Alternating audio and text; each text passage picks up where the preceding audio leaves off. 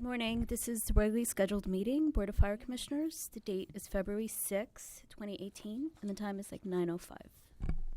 Let the record reflect Commissioners Ibarra, Glazier, Hara, Nimberg, Woods Gray are present, and we have a quorum. Madam President. Thank you. Flag salute, moment of silence.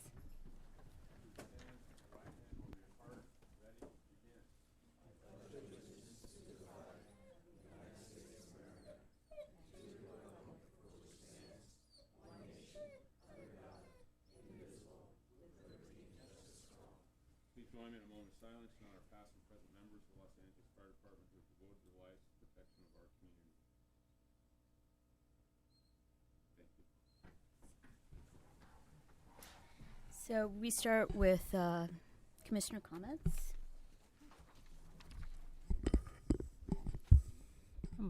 Good morning.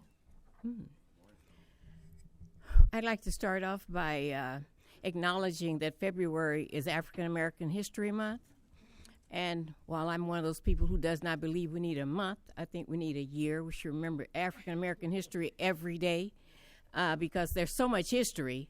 But I do encourage people to at least learn about something new this month that you didn't know about African Americans, whether it be in the fire service or in the city or in this country, because there is a lot of history to know.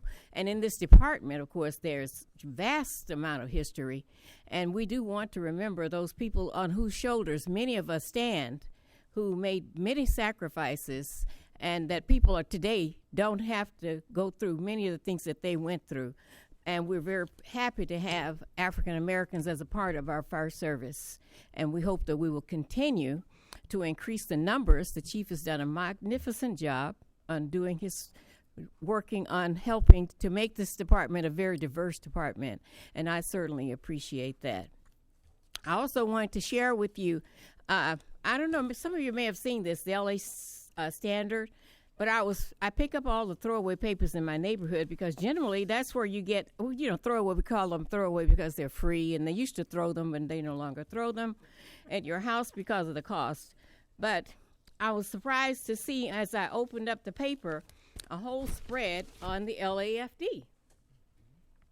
And it's highlighting an African American woman who's recently joined the force, our group. So that was really very exciting. And if you haven't seen it, try to read the article, because the article on Tatiana Mitchell it's a really thorough article. And I learned so much about her that we didn't really know, I didn't know personally before. And she has a real deep history of doing a lot of different things. And then there's an ad for the Centurions and an ad for, I don't know how they got this. They have the LAFD on top of the LAFD hiring. I was confused at first by that. But at least there's publicity in the community, and it's not difficult to get it because it doesn't cost anything. So we appreciate and thank the Los Angeles Standard, whoever those people are. I have to look them up. Thank you. Thanks.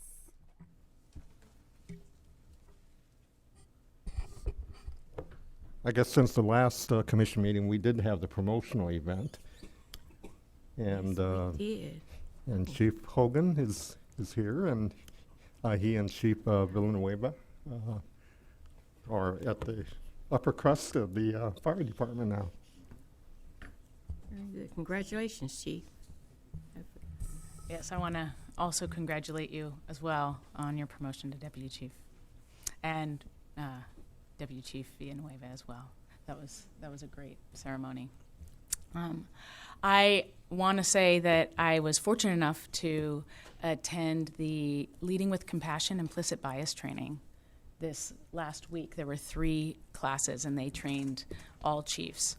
And it was really incredible, and I want to thank you for making it a priority, and also, understanding the importance of implicit bias, and that we all have it. And the conversations that were stoked and sparked were important and informative. And I also want to thank Chief Bradawi for organizing that as well. And I do have to say that I spoke with the professor afterward, and she was very impressed, she said. The emotional intelligence of the chief officers is some of the highest she's seen. So that matters, and that is a testament to the leadership. So thank you, and I also want to thank you as well for looking for funding and understanding the importance of this for all captains as well, and that this is a priority, and this is how we affect change and how we affect the culture. So thank you, and that is it. I was also at the promotion ceremony. Congratulations to our newly promoted. Particularly excited to see Chief Hogan in my neighborhood, just down the street. And I heard great things about the implicit bias training as well. Excited to see that happening. And I appreciate both Commissioner Nimberg and the Chief for pushing that forward. Great. Report of the Fire Chief. Thank you, Madam President. On the 18th, as has been stated, we did have our promotional badge presentation. It's always a well-attended event, very popular. I've lost track of how many times we've done it, and every time it's just great.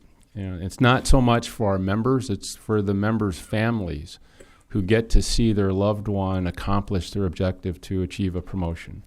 So we'll continue to do that. On January 24th, we were in City Council to recognize the retirements of Chiefs Palacios and Butler. Council members Buscaino and Rue hosted that, and it was a great opportunity to recognize their combined almost 75 years of service to the LAFD. On January 26th, we had a press event at Fire Station 64 with Channel 7 and Kitty smoke alarms, where we received a donation of 1,000 smoke alarms for free.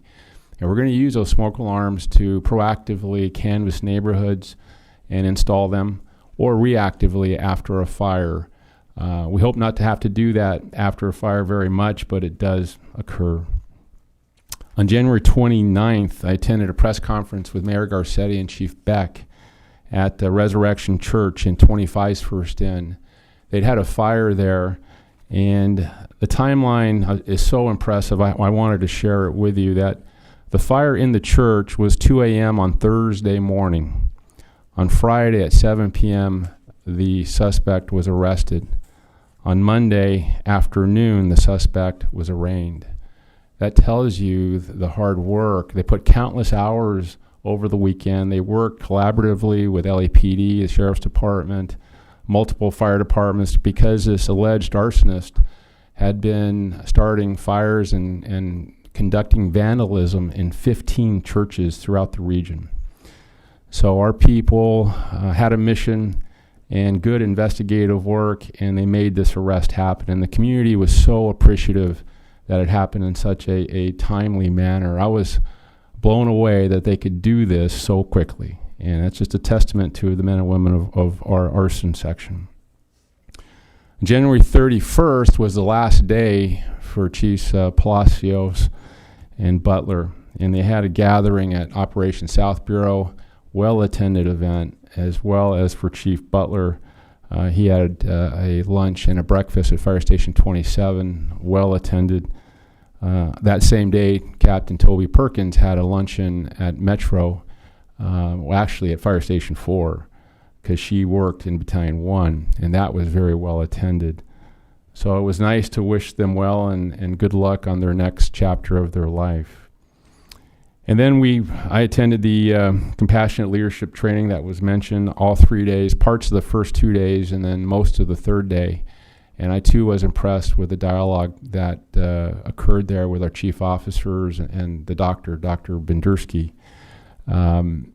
We have to recognize that we have a lot of young people in various ranks, and some of those people may not have been around during the height of attention to work environment issues. And that peaked in about 2008. So I think it's important that we remember our history so we don't do it again and we learn from it. And I think this is a valuable training, and I do want to pursue this for our captains in OSEP training. It's not cheap, so we're looking for funding, and we'll figure out a way to get that done. And lastly was the actual dinner for Captain Perkins was Saturday night down in Newport. Well-attended event by several of our members, and it was a very special night. I stayed. It started at 5, it ended at 10, and a lot of the attendees were from women in the fire service, and I think it was nice to see everybody and listen to all the stories. And we sent Captain Perkins off on her way. She was very happy, very emotional, very appreciative, and I was honored to be there. That concludes my report. Great. Now we have verbal report on significant incidents from January 16th to February 5th. Do we have any? Oh, or the medical report by the medical director? Okay. Good morning, everybody. Dr. Mark Eckstein, EMS Bureau Commander. Significant medical incidents since our last meeting. On January 27th, around 6 p.m. in 64's district, 5 victims shooting with at least 4 criticals. The incident was properly managed, setting up communications, triage, and all of the gunshot victims were transported to Harbor UCLA in an expeditious manner. And on February 1st, it was a widely covered tragic incident at the Belmont Middle School, a little before 9 o'clock in the morning at the race first in, with a discharge of a weapon by apparently a 12-year-old student, striking 2 other students, one being with a gunshot wound to the head, the other one gunshot wound to the extremity. Fortunately, both expected to survive and make a full recovery. The incident was dispatched as an active shooter, of course, triggering a very large response with a coordinated effort and unified command between LAPD and the LA Fire Department. 2 saves to mention. On January 19th, actually I was out in the field and responding with Rescue 33 and Engine 66 on a 30-year-old male, cardiac arrest on the street, and excellent teamwork and rapid response resulted in the gentleman making a full recovery from his cardiac arrest, leaving the hospital in a few days neurologically intact. And we had an outstanding save yesterday at LAX. As you know, we've about 2/3 of the way, probably 3/4 of the way through our Los Angeles World Airport Enhanced EMS pilot program, where we have cycle teams comprised of 2 paramedics and a med cart with our EMS advanced provider and a paramedic partner ahead of our Battalion 4 resources. There was a reported fall of a 78-year-old female in Terminal 5. The cycle team 51 bought into the call, got on scene in 2.5 minutes, took over bystander CPR, defibrillated the patient, initiated advanced cardiac life support. Engine 51 arrived on scene shortly thereafter to assist. Paramedic rescue took 11 minutes to get there, which is not unusual given the traffic. And the combined teamwork, along with a very, very rapid response time by our cycle team as part of this enhanced EMS pilot, resulted in this woman regaining pulses and was hemodynamically stable en route to UCLA. So this is yet another example of a great save and the positive impact of our trial program at LAX, which we're hopeful will continue in perpetuity at the conclusion of the pilot, which is in the middle of March. And that concludes my report. Thank you. Thank you. Do we have presentations? So moving on to presentations.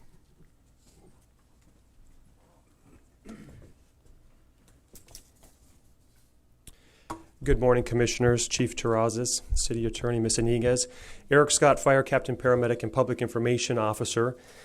This morning, the LAFD administration is honored to highlight and recognize California Region Task Force 9, the members and their deployment to the January storms of 2018 in Montecito and in Santa Barbara. So we welcome you at this point to turn to the screens there where we'll show you some photos of the deployment as we tell the story so you could capture some of the challenging conditions that these members were in. It took place on Thursday, January 11th, 2018, where Urban Search and Rescue Regional Task Force 9, which is comprised of 29 individuals and 2 canine search dogs, were deployed to Santa Barbara and Montecito to assist in search and rescue operations after a major storm deluged the area. The intense rains dislodged boulders, causing heavy mud flow along the hillsides that were scarred by the sprawling Thomas Fire late last year. A number of homes were actually ripped from their foundations. Some were pulled more than a half a mile by water and mud before they broke apart. The death toll from the massive debris flow that buried homes and cars under the torrent of mud and boulders is upwards in 20 in Montecito, with many others injured and some still missing. Approximately 100 homes were destroyed, along with 8 commercial properties, and 300 homes were damaged in the mudslides. Also, we had Strike Team 1001A and 1880C that were deployed to the January storms. They were tasked with search and rescue of those 300 structures. So they had to do structure assessment, evacuation, performing disabilities and functional needs support as well. And additionally, we had 2 teams that consist of 2 live find dogs and 2 human remain dogs to perform search and rescue. So in total, the LAFD sent over 85 personnel to assist Ventura County with their search efforts. We're very proud of these members assisting the residents in need.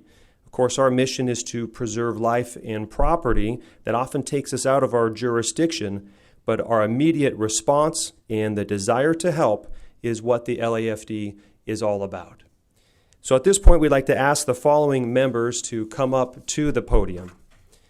Battalion Chief Mark Akahoshi, Captain Sergio Franco, Brett Willis, Adam Davis, Thomas Hinsgen, Scott Quinlan, apparatus operators Eric Acevedo, Holland Bullock, Christopher Gibbony, and Ryan Primrosh, and firefighters Anthony Canada, Jesse Franco, Dustin Hurwitz, firefighter K-9 specialist Eric Ingstad and K-9 Java, firefighter Mario Gonzalez, firefighter K-9 specialist Margaret Stewart and K-9 Vea, and K-9 specialist Jeff New with K-9 Faith. Now, there were many other talented individuals that deployed to assist in these storms that are not present here today. But at this point, we would like to go ahead and read the certificate. On behalf of the Los Angeles Fire Department, I want to commend you for the technical expertise, courage, and commitment that you demonstrated during the week-long rescue and recovery efforts at the 2018 XSB January storms in Montecito in January 2018. While being faced with many significant challenges and days of arduous and precarious work, you and the rest of Urban Search and Rescue Team remained vigilant and determined to accomplish your mission. In the course of the mission, your team worked methodically to search a vast zone impacted by devastation, which had difficult access, dangerous, deep mud covering many invisible voids beneath, and sharp, contaminated debris that was spread throughout the search areas. The team's expertise, leadership, and coordination with other government entities, USAR teams, and adherence to all USAR and OSHA rules in the systematic search for victims and casualties was an exceptional display of your talents and capabilities. The citizens of Los Angeles and the members of this department are truly fortunate to have such an expert and trusted members as yourselves. Through your hard work, you have represented the Los Angeles Fire Department in the highest honor and distinguished yourself as a consummate fire service professional. Presented this 6th day of February 2018, Ralph M. Terrazas.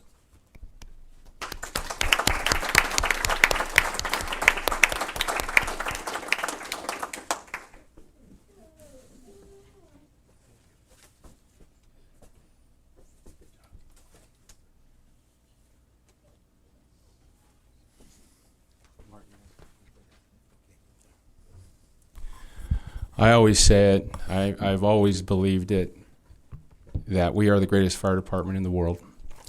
Here is another example of our capability.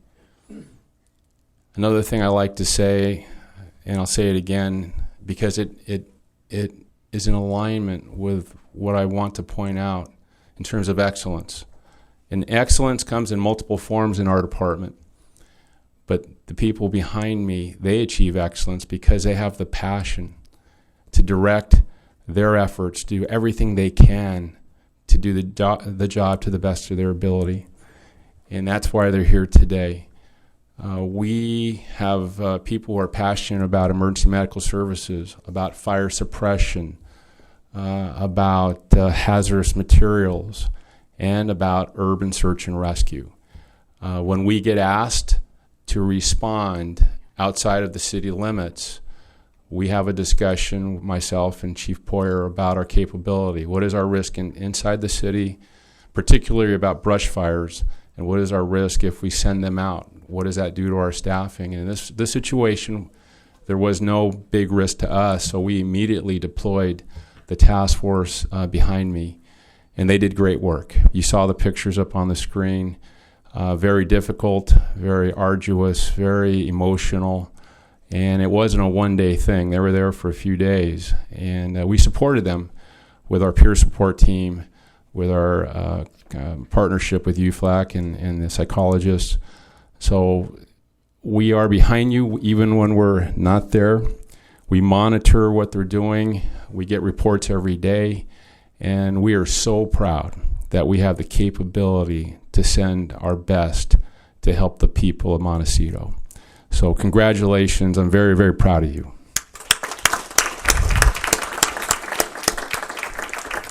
We'll have Chief Akahoshi come up and say a few words.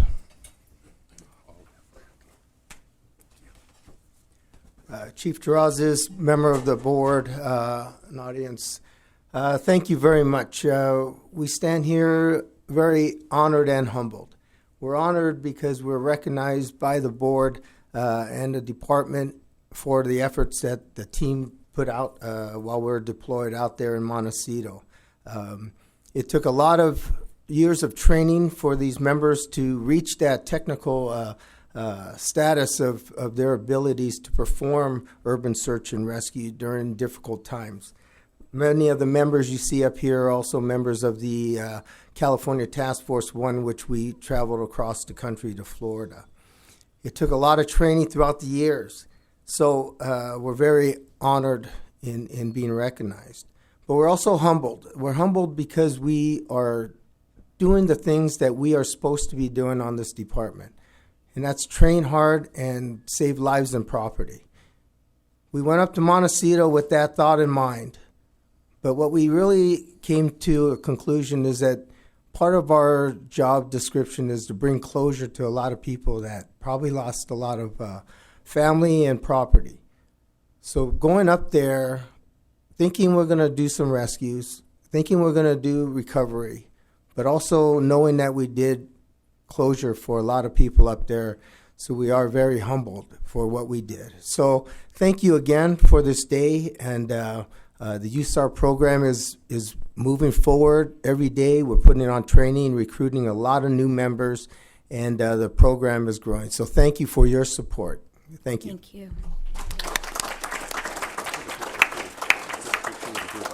Okay. They want to take a picture?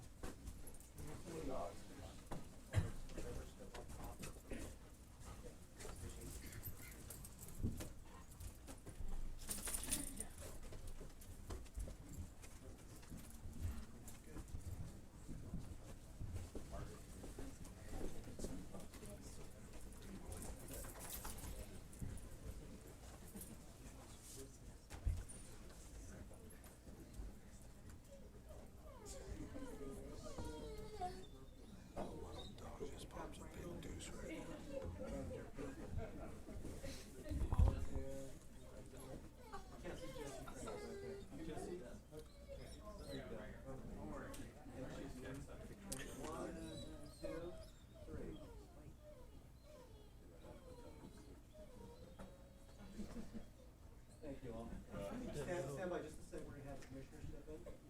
West and South Bureau weren't here, or I'm sorry, Valley and West or South weren't here.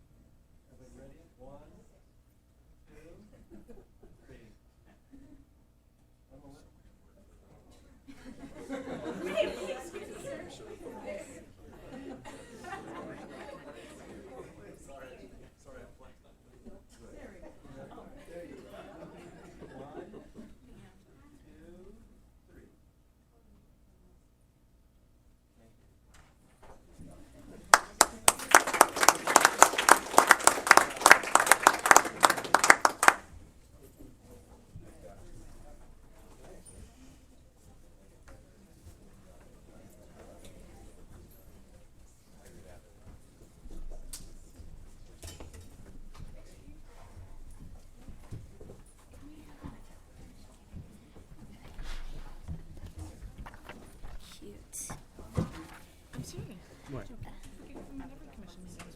Dogs? Would you like, They're working. like the calming puppies at like LAX? You know what? They do reduce stress.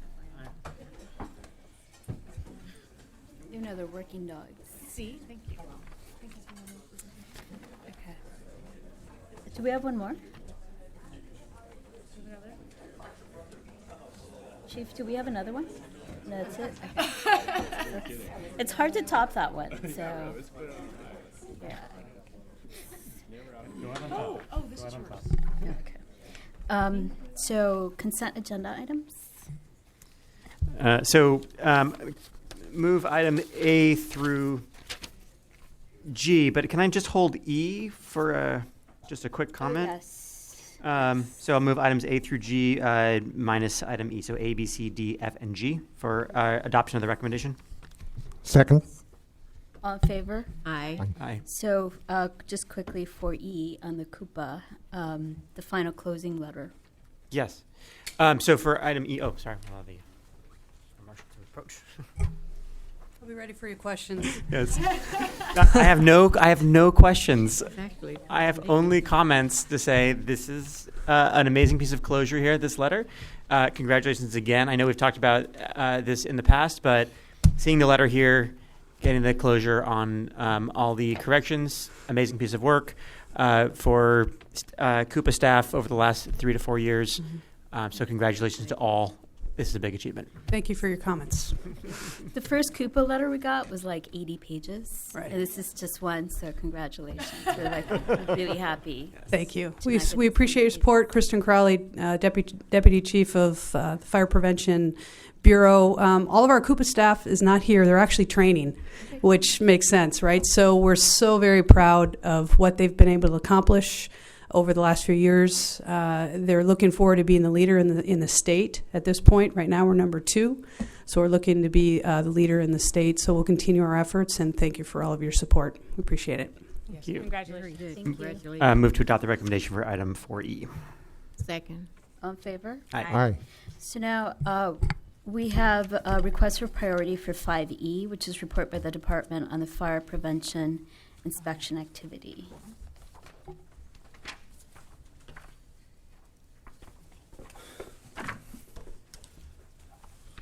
Good morning, Commissioners, Chief Terrazas, City Attorney, Roy Harvey, Assistant Chief, Fire Prevention Bureau. I'm here to report on the 4th quarter of activity for the Fire Prevention Bureau.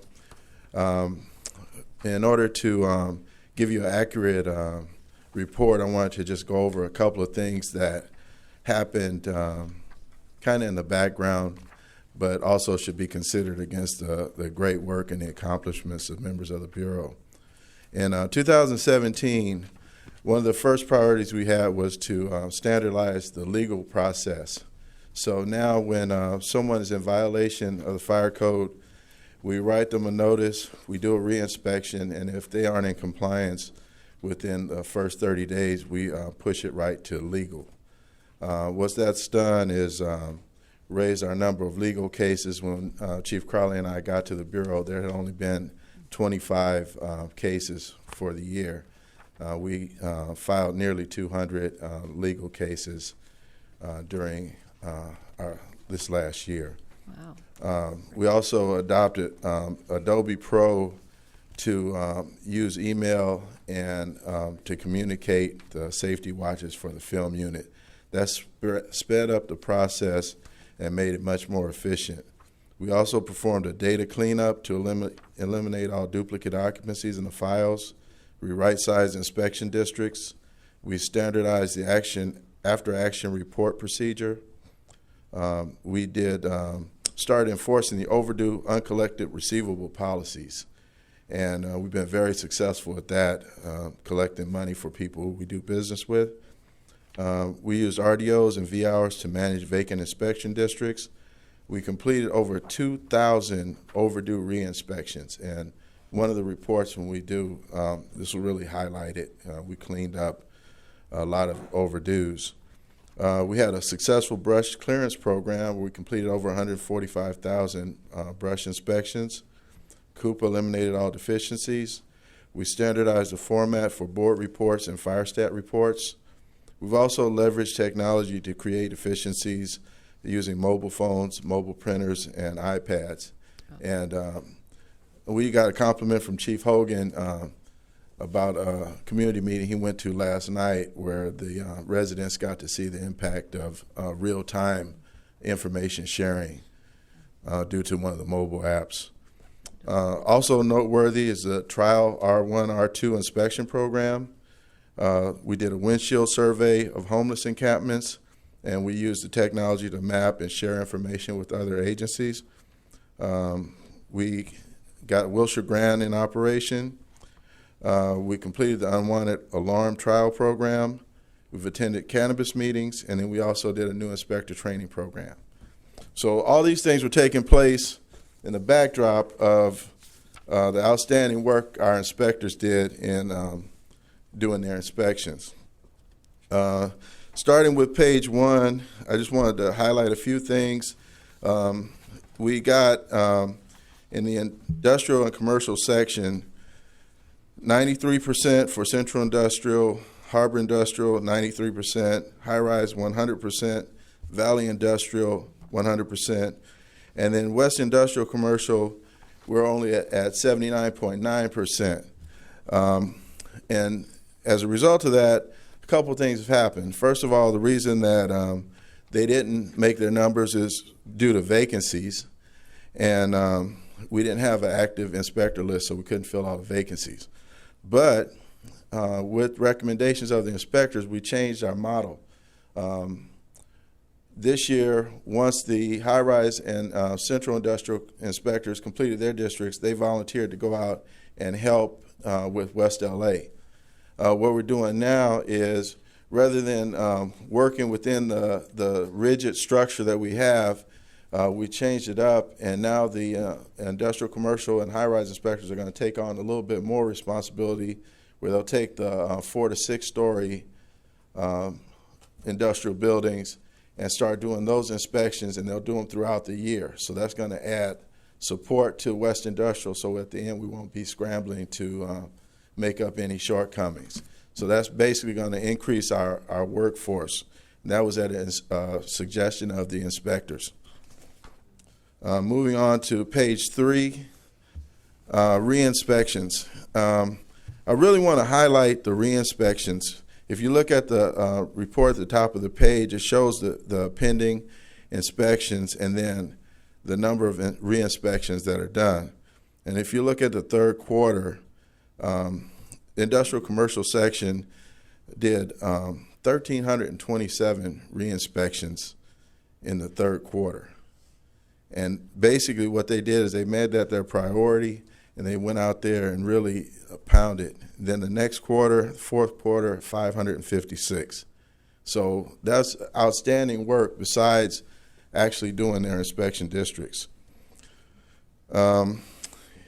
If you move down the page to productivity lost, it shows total days off, 1,073. So basically what happened, we had quite a few long-term vacancies, and that really impacted our ability to do our job, but everybody put their heads down and got it done anyway. That resulted in losing basically 21 members for the quarter. So if you want to, we lost productivity of the equivalent of 21 inspectors during that quarter. Moving down to the early warning report. This is one of the things that we're especially proud of. When we got here, if you look over to the red box, 2 years overdue, that's zeros. 1 year overdue, that's all zeros. And then the 6 to 12 months, right now we're only sitting at 53 total for the industrial commercial section. That's quite a change from years past when those numbers were in the hundreds and then also in the thousands. Moving to page 5, public safety section. Outstanding work from public safety section. Overall, 92%. Film unit, 96%. Institutions unit, 96%. PA, 97%. Valley Public Safety 98%, and then Schools and Churches unit is 81%. We were missing 3 members in Schools and Churches unit, and if we had made it a priority, we would have finished the district. But what happened during this fourth quarter is we found something that we've made a priority. LAUSD has 89 schools that were out of compliance with their Reg 4. So we had to prioritize that because those are hazards that we actually knew about. So now, and you'll probably be getting a few phone calls, we'll be sending LAUSD to legal, and we're going to just basically force their hand to make those schools safe because people are putting their children in our care. So we made that a priority. We didn't get all the schools done, but the schools that we knew about hazards, we're enforcing. Moving to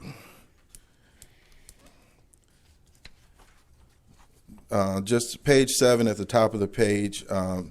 Basically, with the vacancies, it just showed that this is the equivalent of losing 4 members for the quarter. And one of the things with that is we didn't have an active inspectors list during the fourth quarter. We now have an inspectors list. All the vacancies have been filled. Moving to page 8, FDS. We basically met all our goals in FDS. The counterweight time, it's easier to look if you go to page 9. If you look at the average wait time, the red line is the goal, and we came in under the goal pretty much all the time. And Van Nuys, due to staffing, there was just 1 week where we were at the 15-minute wait time, but the rest of the time we were below. Moving to page 10, and that's in FDS, productivity loss. We lost 196 days, and that's due to several real senior members being off pretty much for the whole quarter. Moving to the legal unit. On page 11, first quarter legal package submitted 40, 112 Reg 4 hearings. Second quarter 50, 113 Reg 4 hearings. Third quarter 43, 93 Reg 4 hearings. Fourth quarter 56 legal packets, 85 Reg 4 hearings. So 189 total with 403 Reg 4 hearings processed. That's a little bit better than the 25 that we did the year before. And finally, moving to the administrative section, we still lost a few days off in our legal unit, which amounted to 50 total days off, but we're still able to get the work done. At this time, I'll take any questions. I just have 2 questions. First, it's great improvement. And I appreciate you walking through the report, and a lot of the questions I had I don't have to ask now. So thank you. So one is, you say you're fully staffed. Are you fully staffed for everything? How many vacancies do you have? We're fully staffed right now, but many of those inspectors are brand new. So what we have right now is, just for example, in Fire Development Services, we got 3 brand new Inspector 2s. So even though they're Inspector 2s, they're going to be shadowing more experienced inspectors for a while. And then we have 6 brand new Inspector 1s. Also, we're going to be getting 3 more brand new Inspector 1s within the next 2 months due to retirements. Mm-hmm. So we have a new inspector training class going on right now in order to bring those inspectors up to the state standards. So they do Inspector 1A, B, C, and D right away. And then we have to put them in their units, and they basically shadow more experienced inspectors to get trained up before we put them out there by themselves. So they'll be productive, but they won't be as productive as they will 6 months from now, right, early on. But at least right now we have the vacancies filled. Okay, so I mean, as far as like being hamstrung just a little bit just because of the novice, members, but the novice members, and then we still have the problem with the members who are off long term. What do you do about that? Well, a perfect example, schools and churches unit is one of our good examples. We actually had an inspector who's been acting captain for the past 6 months, and we honored him with the Fire Marshal's Award as one of the Uniform Employee of the Year, Inspector Lamorris Wilshire. So he's actually been managing the inspection district and acting captain for the last 6 months. For the cannabis, one of the things we did is we got one of the, he was previously an inspector in the Cooper unit. He's now a captain. He was off long-term IOD, so we have him doing his light duty in the Fire Prevention Bureau, and he's spearheading the cannabis program. So we've been getting a little creative here. Okay. So Very good. do you have enough people to No. do? That's pretty much what I want to know. We actually need people. One of the big storms that we see coming on the horizon immediately is with the cannabis unit. Okay. It's going to ramp up slowly, but we've been tapped for 8 Inspector 1s, 1 Inspector 2, a couple of admins, and a captain for that unit. We definitely need them. We're anticipating, and we haven't been able to confirm it, but we expect between 1,600 and 2,500 growing operations, indoor growing operations in the city to support the 290 facilities that are going to be licensed for providing recreational marijuana. That's just a best guess. We won't know till we actually get out there. A couple of issues that come with that is depending on what they're doing to cultivate and cure the cannabis, the inspectors in the unit may have to suit up to as much as a level B to even conduct the inspection. So we're going to have to do quite a bit of training to make sure that the inspectors recognize that hazard and how to deal with them. And then also all the different hazards that go with trying to grow as much product with as few aisles and exits as possible. So thinking of our external customers, the citizens, we need to make sure the city's safe, but that's going to create some serious issues for our internal customers, the firefighters out there, with security concerns and everything else to make sure that those buildings are safe. The fires that we've had so far dealing with cannabis operations has mainly been due to the electrical. They have unbelievable electrical capacity in those buildings because they're using hydroponic systems, and then they also have grow lights and internal. They basically make outdoors indoors and control the environment. And then to cure it, years ago we had what we call the honey oil fires. Well, think of an industrial level operation now to cure the product. So we need to be able to deal with that and get ahead of it. So we actually need the funding for our cannabis unit yesterday. Okay. Is there anything that we can do as a body? We do have a budget line item just specifically for cannabis, as well as a few other inspector positions. We do anticipate it will be funded. It is a fee-supported ask. So I think we have plenty of information that Chief Harvey has shared with us that would justify us getting those positions. So I'm very optimistic. And in the immediate, is there anything that we can do? Immediately, not yet. I don't think it's ramped up, the cannabis operations. It will ramp up. I know that there's been planning in advance of the people coming into the Fire Prevention Bureau. So I think the course we're on is going to be the most effective way to proceed. More questions? I don't have a question, but comments. It appears that the morale in the department has improved. Yeah. I mean, it sounds like it to me. Chief Crowley's pretty easy to work for. Because I hear people volunteering and organizing and doing things that I just had not heard before. And I'm really pleased. That was a great report, and thanks for presenting it the way you presented it. It helps to answer a lot of questions. So I appreciate the department's work and that effort also. And also, I want to thank Chief Harvey for responding to the needs of the citizens. For some reason, the citizens have my email address or phone number, and I'm always getting calls from people about issues in the neighborhoods. So when I called him recently about a smoke detector that was just going off and off and off and disturbing the neighbors, they were right out there. The people were so happy because they said they had contacted their city council, they contacted no help. And they said, wow, they were very pleased. And thank you, Chief Harvey, for helping to make our citizens happy, because I know that was probably had to be annoying for them to keep looking for somebody to call. So I really appreciate that. I am concerned about the cannabis issue.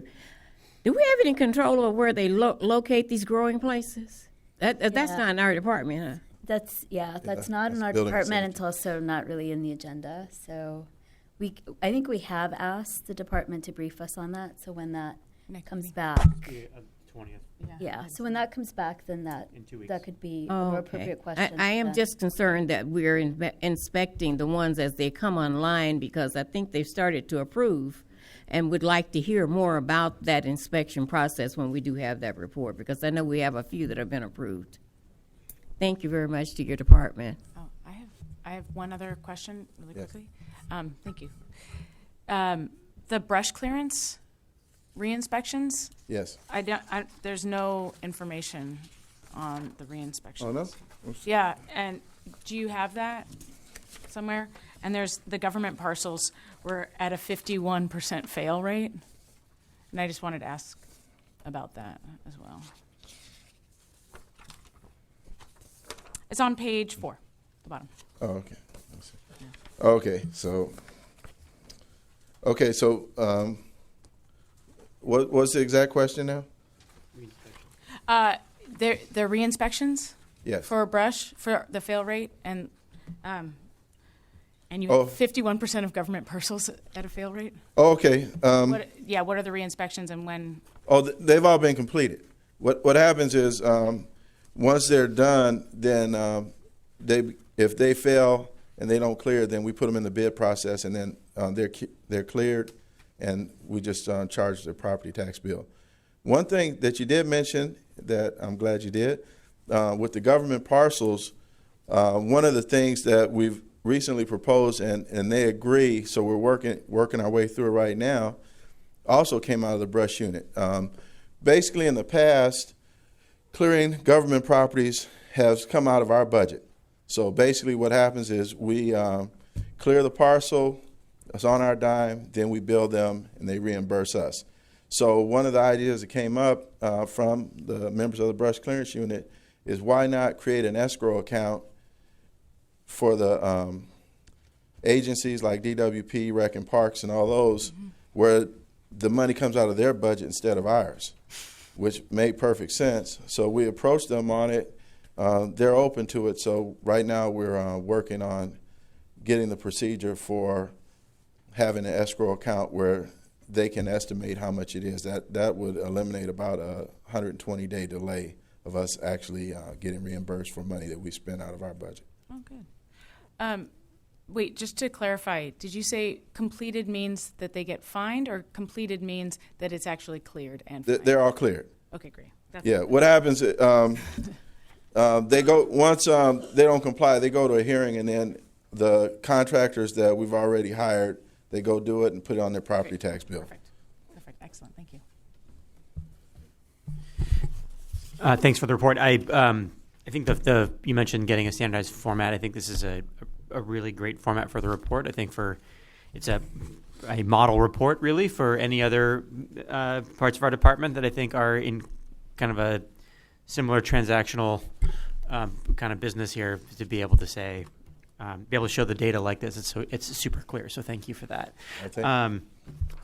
On the so just on the goal setting, we've talked about this before, but when you say inspections are completed and we are at 95%, does that mean that it doesn't mean that necessarily they haven't been inspected? It could mean that the inspection is remaining open for some reason. Is that right? Or does it mean like nobody's actually touched the building? Yeah, no, if the inspection has not been completed and signed off as being compliant, then it doesn't show as a completed inspection. Right, but that doesn't mean that an inspector didn't necessarily. It could mean an inspector didn't make it there, but it could also mean they went there, found something that hasn't been fixed yet, and so it remains incomplete. Is that correct? Yeah, it remains incomplete. Okay. So even if it's in the legal process, it will be incomplete. It wouldn't show up as incomplete. Right. Okay. So, I would think about whether or not, since that's the case, and sometimes there are inspections out of your control, whether or not 100% is really the goal. Just to kind of help us think about. Because if you tell me 100% is the goal, then I'm looking at saying, well, you didn't meet the goal. But if you say, well, look, of course we want to get to 100%, but there are issues that are outside of our control because things are illegal or, we're having a dispute with the owner. So really what's more realistic is that we're going to get to 95. That's okay. I would just say come up with what you now have a year of data under the way that you're operating now. And so I would say think about what is an ambitious but realistic goal for your department to hit so that we know that 95 is really the goal. We hit 95, so it's good. It's not a point of concern that we're at 93. We've actually discussed this. Yeah. What happens, since we're dealing with fire life safety, our goal is not to take people to court or hammer them or anything like that. We actually want them to make their building safe. Right. So since we're dealing with life safety, 100% is the goal. Like even like LAUSD is a perfect example. Yeah. We're not going to be happy until every school is in compliance. Like having 90% of the schools in compliance is not going to work because if we have an incident at that 5%, somebody's kid's going to get hurt. So when we go out, our goal is not to find people, take them to court, do anything like that. We want them to make their building compliant with the fire code. So I'm totally supportive of that. I'm more looking at this from a question of if that's the case, then, should we be concerned that we're only at 93? Is that reflect a shortcoming of work, or is it because there's items outside your control? And that's all I'm getting at is that, I don't want to say hey, you guys didn't hit 100% because you didn't do enough work. You didn't hit 100% because we'll do better, sir. What happened? We actually didn't get our whole team in place until around July. If you remember, Chief Boyd passed away in April. Yeah. When we got here, we were bringing in new chief officers. Now we got 3 chief officers that work well together. Then we also have Hanny and Royce I got it. supervising their section. Don't mishear me.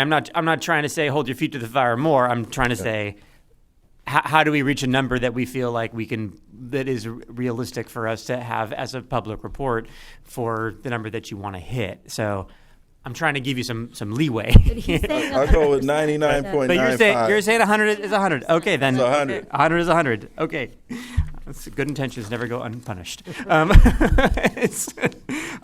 the overdue, I certainly appreciate on the industrial that you're saying that, on the industrial and commercial, the numbers seems like within a range that is, reasonable. On the schools and churches, though, I recognizing what you're saying about the the focus on Reg 4, I am a little concerned that the overdue by over a year is creeping up, and we are at nearly 300 there. What is your recovery plan on trying to bring those numbers down? Right now, we have 89 schools we've identified that we're getting on ready the Reg to file. 4, yeah. And we had a training issue in the Bureau, so we had to set up a training program to train all the inspectors to do the Brycer inspections. We have identified a problem with Brycer that we're working with them. They have a problem with their records. So some of the occupancies won't show us complete until Brycer actually does the entries. And it's not as big an operation as it might sound for someone that has a contract with the city of Los Angeles. Uh-huh. So we don't do the entries into Brycer? What happens is when somebody is compliant, they notify Brycer, and Brycer does the entry. We cite the occupancy when they're out of compliance. But Brycer, even they notify they should have notified the building owner before we go out there. But one of the things that we do is we have our inspectors check all the records before they go out and do the inspections. And if it's not in compliant, then we make sure that, first of all, the Brycer has a record of the building, and then do whatever we need to do to get them up to date. Okay. They have a list of contractors that are qualified to do the different type of Reg 4 work and stuff like that. But Brycer is not as big an operation as it would sound like. That's the only thing I can tell you. So are the 270, are those all Reg 4 related tests? Mainly Reg 4. And we're waiting on somebody else to handle that for us. Well, no, we're taking them to court. What happened is, before, LAUSD was very good at pushing the can down the road. Mm-hmm. And our inspectors had a policy to work with them, and we don't do that anymore. So they're either in compliance or they're not, and that's it. So you're cracking down. We're just, yes. Okay. So are we going to see that? I'm looking at the legal packets. We've got 403 hearings processed, 189 in process. Are we going to see? Well, when do you think we'll see that 270 number drop down? I mean, are we going to see that bump into greater than 2 years?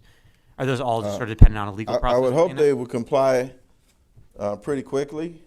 We don't have control of that. It's going to create a budget problem for them, but we don't want the liability on the city.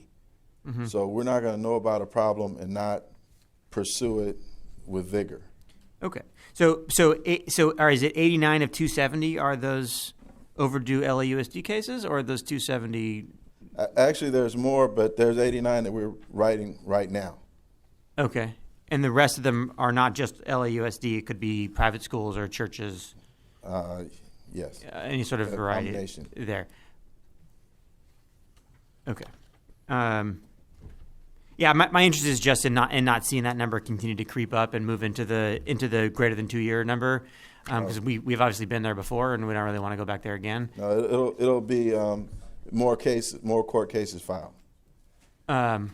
Okay, it might be helpful just to be able to say a little more explanation on why that number is higher. Just saying like those are all in legal, so that it's not that. It doesn't appear that we haven't inspected them, I guess is what I'm getting at. Okay, we haven't cleared them. Okay. That it's not because we didn't have inspectors that went out and laid eyes on it. It's because we did lay eyes on it, and they're in a process of resolution that is taking time. That's, I think, what I'm trying to get at. We'll do that. Does that make sense? Okay.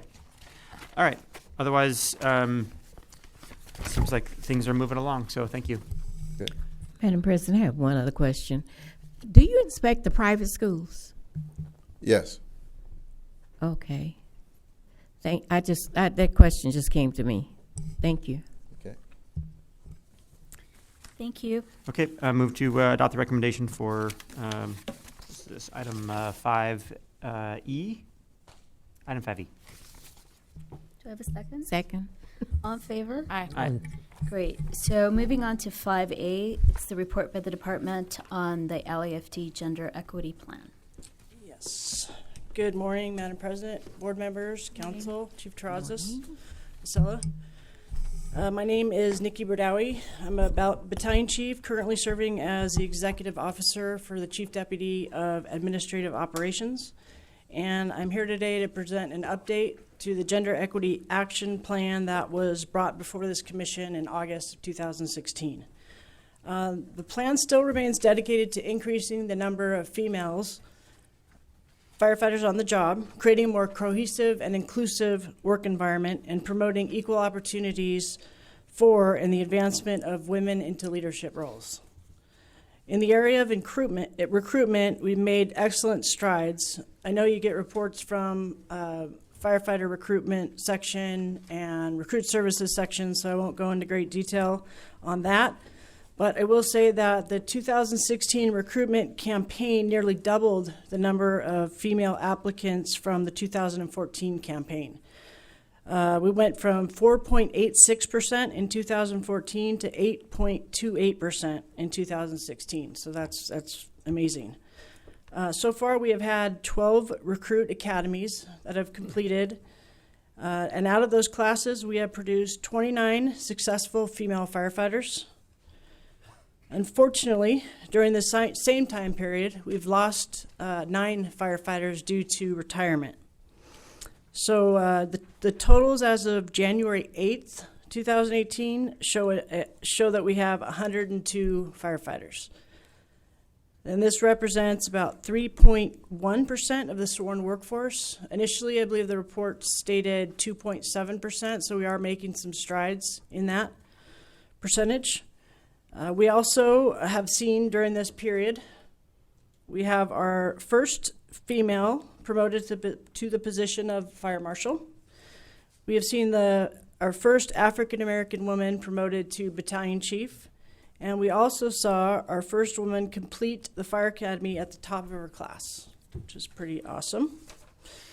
The second part of the plan addressed the need to create a positive work environment that fosters inclusion, equity, and respect for a diverse workforce. So within that overall overreaching goal, we have mandatory EEO training for all supervisors. We also included an EEO challenge training course that all members must take now. We developed a women's strategic planning work group that was spearheaded by Commissioner Ninberg. And we've had several meetings. We've had Commissioner Woods-Gray, we've had our independent assessor, as well as several firefighters of different ranks join in on those meetings. And one of the goals was aimed at improving the work environment for women. So out of that work group, in the next iteration of the LAFD's 3-year strategic plan, there will be added in a strategy and it'll say, create and implement an organizational structure to address human resources, personnel management, and workplace environment. And under that strategy, there'll be 5 specific goals. That's in the report for you to read.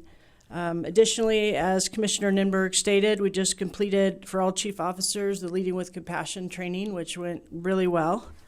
And that training is to help us to recognize behaviors in the workplace that inhibit equitable professional development for all employees. It's focused on creating a more inclusive culture and enhancing team cohesion. The third component of our plan focuses on professional development. As the report says, professional development is a planned, progressive, and lifelong process of education, training, mentorship, self-development, and experience that one gains during their career to aid in developing competency and upward mobility. In this area, the department is making great strides to provide training opportunities that are equally available to all. Some of the courses that are offered at our in-service training section is Engine Academy, Truck Academy. We have a multitude of California State Fire Officer courses. We teach a lot of the national wildfire courses. You can get certified to be deployed at brush fires. And we also have core classes that are given to newly promoted members in the various ranks. And the sign-up process has also changed. So instead of it being kind of based on your seniority or what credentials you may have, it's now, they have an Eventbrite link that is also listed. So it's first come, first served basis when you're signing up for the classes. So that's a little more equitable process to get into those classes. The training division is also in the process of developing a professional development center. The center will provide rank-specific education program as well as assistance to members wishing to get their formal education. Currently, the department does have agreements and contracts with East LA College and Laverne University. Laverne teaches classes at Frank's in the following degrees: Emergency Service Management, Organizational Leadership, Public Admin, and Business Admin. There's an agreed-upon reduction in tuition cost, and available the credits and units are are transitioned into the degree from the work-related courses that are taken. So in conclusion, the department is making great strides in addressing all three areas of this plan. The overall plan remains to increase the number of female firefighters on the LAFD, while at the same time creating and upholding an inclusive work environment that promotes fairness and fosters equal participation of all women in all positions. There was a question raised in regards to doubling the number of female firefighters from our initial amount that we had. So that number is 164. So if we did some calculations and we determined that over the next we're going to have 8 drill towers in the next 2 fiscal years. So with that being said, considering the attrition rates we're going to have as well, we're going to need to have at a minimum 9 women in each class successfully complete the drill tower in their probationary year. So with that said, I have nothing further unless you have any questions for me. I'll let you guys start with that. Go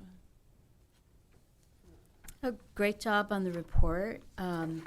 Just really impressed with the strides that the department has made in gender equity. And I'm not surprised to learn that our chief officers have a really high emotional IQ. I mean, as a lawyer, I can tell you lawyers have very low emotional IQ.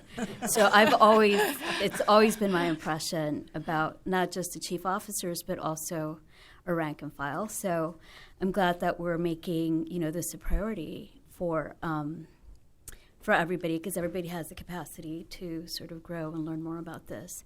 So especially for women. So congratulations and thank you for all your work. Thank you.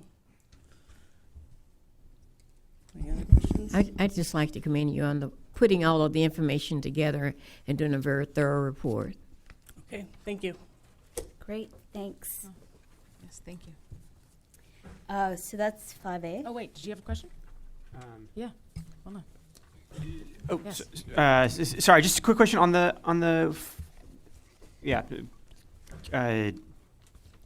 solid report. Obviously making some good strides on the recruitment side.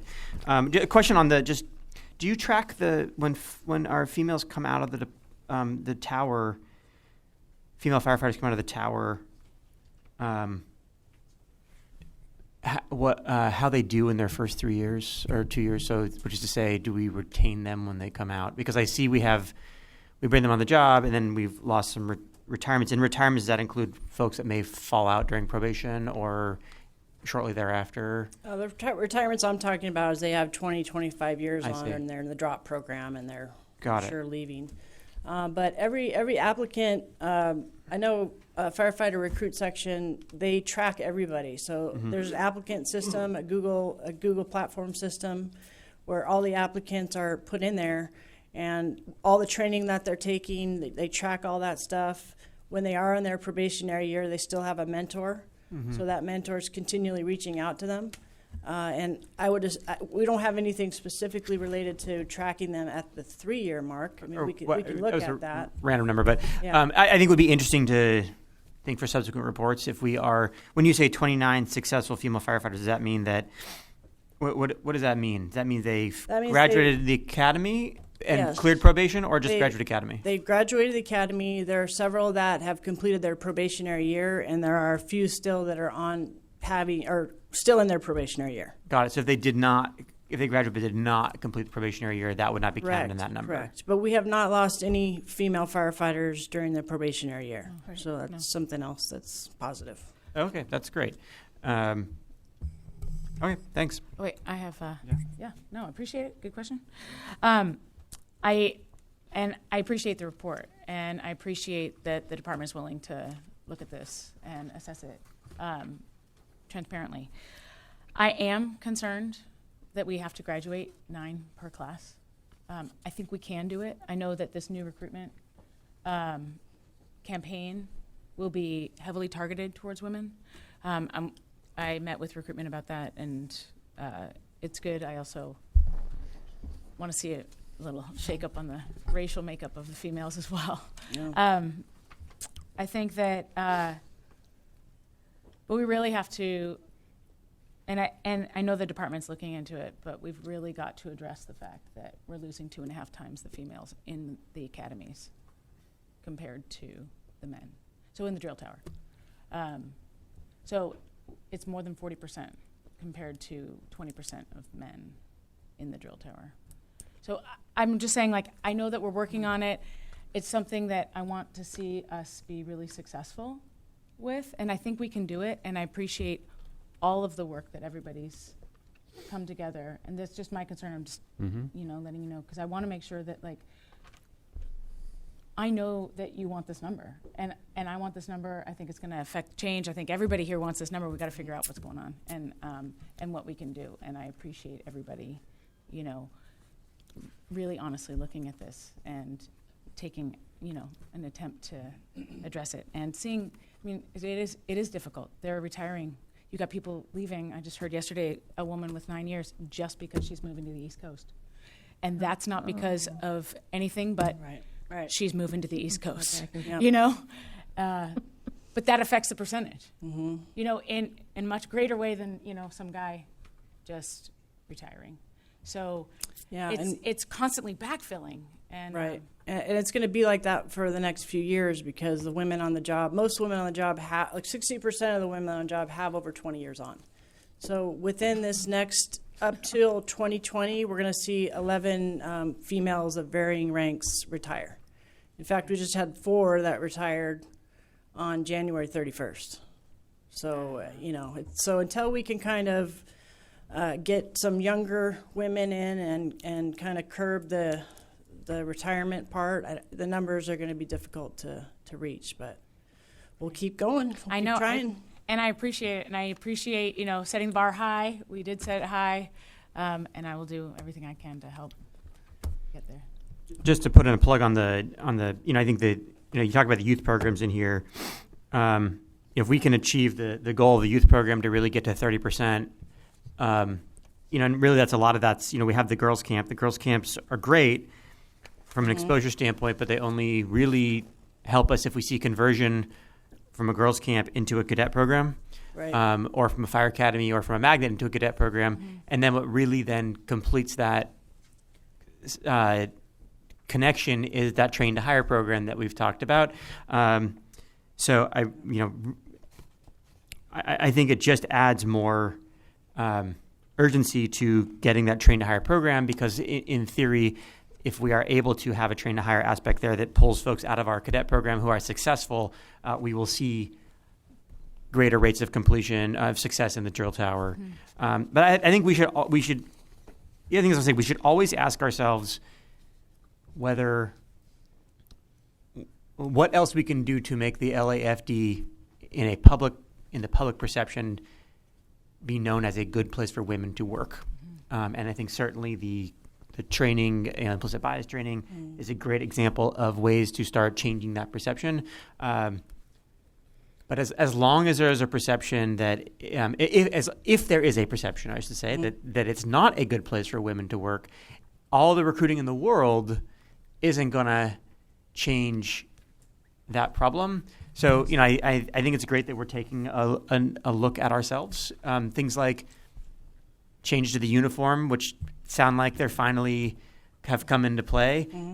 Those little things speak volumes. And so I encourage us,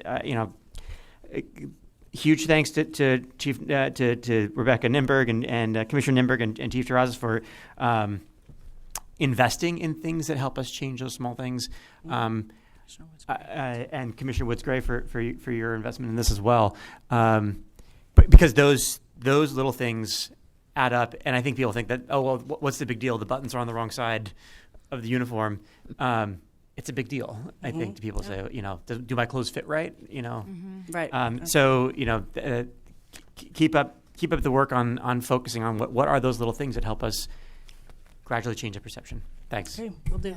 Thank you so much. Thank you. I'd just like to also add that Chief Terrazas, when we meet with him, he's very open, receptive, and has been a great part of making these things work. Yes. And without his open-mindedness, I don't think things would go as far That's true. as they have gone. I also relate to the African American loss and the retirement, because we're also losing African Americans in the same situation. And I want us to work on, everybody in the department, to work on this assistant chief level with 000s, because I know that the captains and the battalion chiefs and the other chiefs can find some star out there that needs to be polished and move them toward that direction. Thank you. Thank you. I do have a couple words. This is a very important topic for the fire department, not only now but in the future. I thank the board and the mayor for their support on this issue. The 5% goal, I knew it was ambitious when it was stated. What I didn't know was the retirement rate. And that's a variable that's unknown. You pointed out that we had a lady leave with 9 years on the job. You can't account for that. You keep tracking it. We did the math again yesterday and again this morning. I think 9 females per class is very optimistic. We have 7 in the current class in progress at Drill Tower 89. Excuse me, Drill Tower 40. That's where I went, Drill Tower 89. That was a long time ago. Oh my God. All these numbers in my head, they're starting to be transposed. But we've been graduating about 4. We've hit 5 twice. So we did the math. We figured, well, if we graduate 4, that's a more realistic number times 8 drill towers. That's 32 additional, adding to the 91, which factors in the retirements. We'll have 91. Add the 32 to that. We're almost at 4%. So that's the historical norms, the recent past. That's if it continues. Now we could get better because our candidate pool is doubled from 4 point whatever to 8 point something. We could get through the drill tower. There's 3 reasons our recruits, male and female, don't succeed. Number 1, their academic score does not meet the minimum. Number 2, there's an injury. Or number 3, they have a personal reason. LA County, they want to go work for LA County. They get a job offer and they leave. So we understand the factors that play into this. We do the long-term math. And my only response then and now is we keep the pedal to the metal. We keep it at 5%. That's our goal. We focus our campaign, our new campaign like the last one, focus on female recruitment. We know we're going to get good males. We don't really have to try that hard. We're looking for high caliber female candidates, and then on top of that, we're competing with other fire departments for them. So it is a huge challenge, but I'm very proud of our progress. When you look at our current number, a little over 3%, you look at other fire departments, LA County, 1.5%, New York, 1%. People envy our diversity, and I want to make it better. And I think with a collaborative effort with Women in the Fire Service, the Commission, the Mayor, we are making progress with the youth programs. That's a feeder pool. And I do want to get to train, to hire to work eventually. That's in our strategic plan. All the things we're talking about that's going to get us there, that's in our strategic plan. So I assure you we're not going to let off the pressure. We're going to continue to work hard, and we will get there. I appreciate it. Thank you so much. Okay, move to adopt the recommendation for item 5A. Second.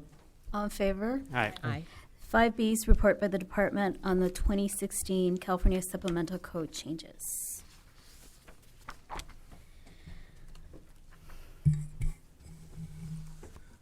Good morning, Madam President, Morning. Commission, Chief Terrazas, City Attorney. I'm Scott Miller, Fire Captain in the Fire Prevention and Public Safety Bureau. And I'm here to talk about the 2016 California Supplemental. In 2017, the Los Angeles City Fire Department last updated its fire code. We updated our fire code based on the California fire codes, which were updated effective January 1 of 2017.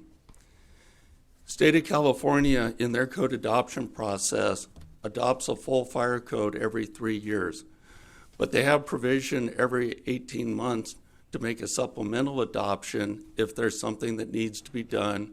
They can't wait the full 3 years.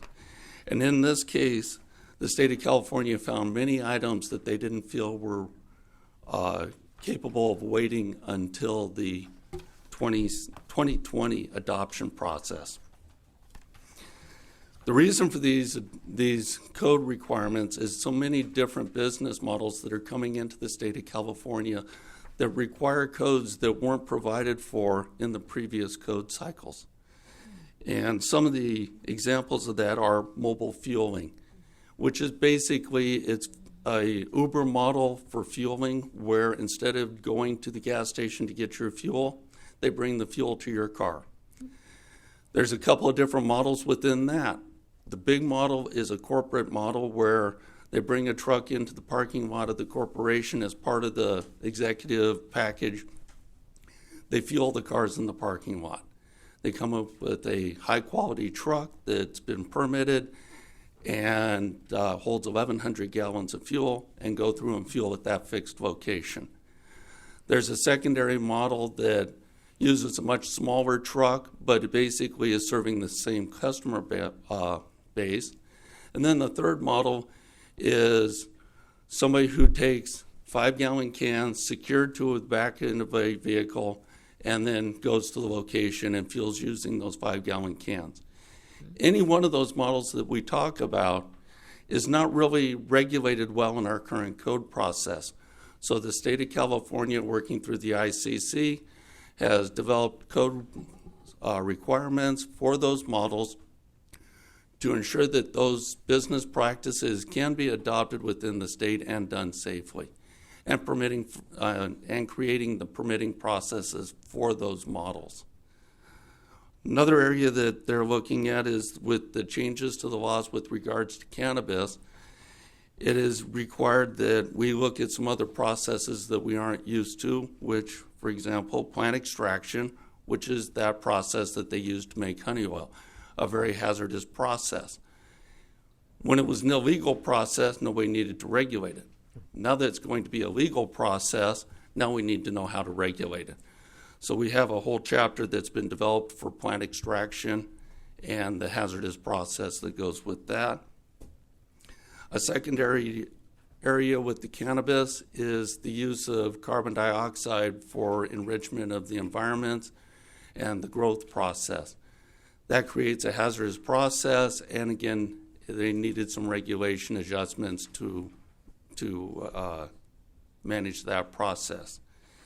In the area of energy, the photovoltaic business practices needed to be adjusted, and so that area was looked at and adjusted to meet the needs of the photovoltaic industry. Stored energy, which is battery. We've heard of the Tesla wall, the stored energy wall. That's a different battery than we used many years ago. Our regulations right now are basically looking at stored energy using lead-acid batteries. Well, that's not what the Tesla wall is. And so they've gone through and revised the code requirements that were required for stored energy. And then the last major area was in refrigerant gases. We started out and everybody used Freon in their refrigerators. They determined that that was a ecologically unfriendly method. They went to another refrigerant source, and they've determined that also was not a good source. And now they've come to another source of refrigerant gas. One of the byproducts is it's a flammable gas. So they need to put some requirements in to manage those flammable gases. The request that we're making is to move the California State Supplemental Package to Council and the Mayor to recommend that we adopt it into the Los Angeles Fire Code so that we would be enforcing those requirements within our own local ordinances, as well as develop all of the permitting process that are required to manage the information that goes along with those processes. And now if anybody has any questions. So just to be clear, we don't make any changes to what the California supplemental code sort of establishes. We just develop an ordinance for Los Angeles, right? That is what we're recommending at this time, is that we just develop an ordinance to implement the requirements that are contained in the supplemental package. Okay. And those laws will go into effect for California whether we do or do not adopt an ordinance. But if we do not adopt an ordinance, we do not get any of the permits, any of the tracking that goes along with the permit processes. Oh, good point. Okay. Well, in that case, I move to adopt the recommendations. Yeah. Amendments in the attachment to the board report. One on page 16 of 59, and then pages 55 through 59. So I don't know whether the fire department is requesting those changes or whether you want the board to act without changes. What we're recommending is that an ordinance being written to adopt the changes to the California code as the model for the Los Angeles Fire Code. And at the time this board report was put forward, those changes were in the process of being made through the Building Standards Commission, the governing body for the California Fire Code, and they were not printed in any other manner other than as this attachment. As you see in the attachment, it's a photocopy, yes. And you can see that they used cross out in some sections that they determined not to adopt. What the state of California does in their process is they adopt it through the Building Standards Commission, and then they send it to the ICC for publishing. So when it says commission, it's the State Building Standards Commission. Not us. It hurts. Yeah. Okay, so we don't need to change anything. We can just adopt the report as provided. Okay, great. So move to adopt the recommendations in item 5B. Second. All in favor? Aye. Aye. Thank you. So 5C is the report by the department on the fast response vehicle and the advanced provider unit. Good morning again, everybody. Dr. Mark Extine, EMS Bureau Medical Director and Commander. Gives me great pleasure to present our interim report on our fast response vehicles and our advanced provider response unit. As this board is aware, we introduced our first fast response vehicle back in September of 2015. This FRV was initially funded through the Mayor's Innovation Fund under a 12-month pilot. It was deemed to be very successful. Again, the goals of the FRV were to provide rapid response for high priority EMS incidents, as well as fire suppression-related incidents. The FRV was staffed by 2 firefighter paramedics carrying a full complement of equipment that's carried on a paramedic ambulance, and they also carry water and basic fire suppression tools. The FRV not only provided initial life-saving care to our most critical patients, but they also provided rapid triage on scene to allow our cancellation of resources and cancellation of ALS resources, and when appropriate, request of basic life support resources. So they were very effective, decreased response times, decreased workload, more efficient use of the system. Since that time, we now have 2 fast response vehicles.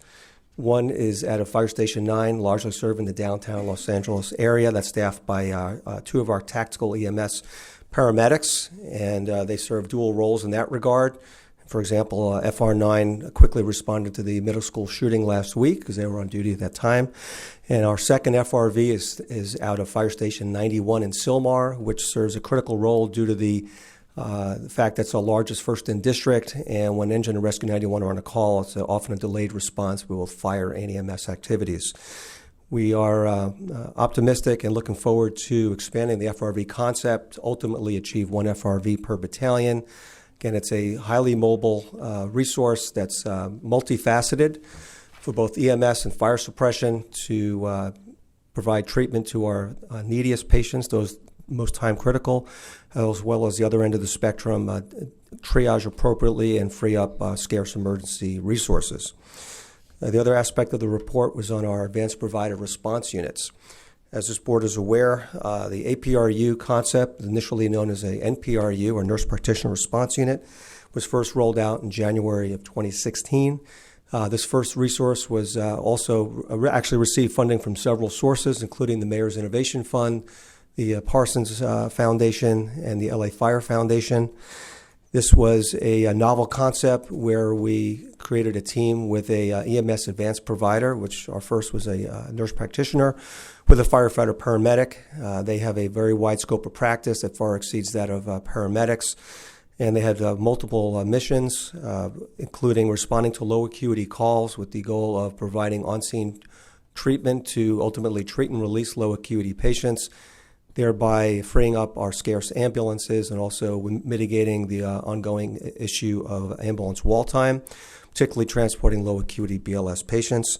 Their other missions include responding to patients with mental health crises, and the APRU team performs medical clearance of these patients, and then rather than having an ambulance transport these patients to the closest emergency department, they transport these patients in mental health crises to mental health urgent care facilities, where the patients receive very, very quick, very, very rapid definitive care for the psychiatric emergencies, and they're also referred to ongoing mental health care rather than going to the emergency department, where typically there's no such mental health services available. Their expanding mission also is to medically clear public inebriates and transport those patients to the sobering center. And the other aspect of their mission is to respond to the so-called EMS super users. Those are patients who have become reliant on the 911 system for a myriad of what typically is constellation of chronic health conditions, substance abuse issues, mental health issues, social issues such as homelessness. And we've worked with, APRU works with multiple organizations, including Partners in Care, to try to provide definitive care for these patients' issues to end their reliance on the 911 system, ultimately help their quality of life. And that's also been very successful. As I mentioned in the last meeting of this board, the current APRU, AP15, which is stationed out of Fire Station 15 by the USC main campus, that staff was detailed over to the airport for the LAWA EMS enhancement program. Upon termination of that pilot, middle of March, that team will go back to their assignment. And one of the other extremely important aspects of the APRU, this really represents a paradigm shift for our department. As you know, we created a public health unit within the EMS Bureau. You know, the spike in EMS call is largely due to low acuity patients, homeless individuals, substance abuse patients, and those struggling with mental health. And having firefighters and paramedics trained to provide life-saving resuscitative care is not a good match for the changing needs of our community. And that's where the APRU comes in. And also trying to be good stewards of limited taxpayer dollars. We've been very successful collaborating with healthcare providers. So we've created a very successful model of public-private partnerships. Cedars-Sinai Medical Center was the first entity to step up. We anticipate, and when the process of interviewing 15 applicants for the EMS advanced provider position, these are physician assistants or nurse practitioners, and we anticipate our next APRU to be AP58, again, which is partially funded by Cedars. We hope for that to be in service sometime in April. We've also received funding from Providence Healthcare, and we anticipate having 2 additional APRUs servicing the communities in the San Fernando Valley, also this fiscal year, probably later this spring. We've also received funding from Kaiser Foundation. We anticipate having a APRU servicing the Hollywood area out of Station 82 in the next few months. And also we anticipate funding in hand very soon from Dignity Health through the Office of California Medical Center to also provide coverage in the downtown LA and Skid Row area, where we have the greatest need. We're very optimistic that other stakeholders in terms of healthcare organizations in the city and the community will partner with us to offset the cost to ultimately achieve our preliminary goal of having 1 APRU in every battalion. Again, the preliminary metrics, we actually have a year and a half of metrics. They're very robust, they're very compelling. And it really, I think, represents something that's transformative for our department. And I don't use the word transformative lightly. This, due to the leadership of Chief Terrazas and support by this board and the Public Safety Committee and the entire City Council, we've been very, very successful. A number of paramedics have stepped up and want to work on these resources. Looking at the applications we've got, I think we have a very talented pool of applicants that we'll be hiring over the next 30 days or so. The response in the medical community has been very, very positive. And again, when we are able to free up a paramedic ambulance and take someone who's having a mental health crisis to a mental health urgent care facility and have them see a mental health professional in 20 minutes rather than having paramedics hold the wall for hours in a facility that's not LPS certified, where there's no psychiatric care, then have that patient occupy an ED bed for 3 to 5 days. This is really a game changer. So we're very, very excited about our success with these programs. I've often said that imitation is the highest form of flattery, and to that end, I've had colleagues, medical directors around the country, reach out to emulate our model. Our sister agency, LA County, is starting to develop their first APRU. And the feedback from all corners, not the least of which are internal stakeholders, firefighters working in those battalions where we've had the APRU, initially Station 64, then Station 15, now Battalion 4, has been exceedingly positive when they see the capabilities that the APRU brings to bear to bring significant help to patients, particularly our most vulnerable patients, and free up scarce resources and keep our paramedics off the wall. Has been extremely positive. So this is really taking our department to the next level to help really match the changing needs of the community with the right service. I'm happy to take any questions you might have. Great, thank you for this report.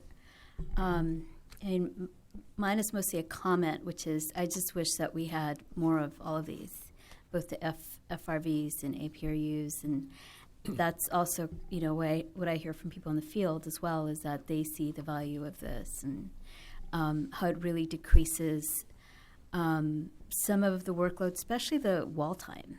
And there's very little that we can do about it as LAFD, and this can really help us alleviate that. So, I just think more of this soon.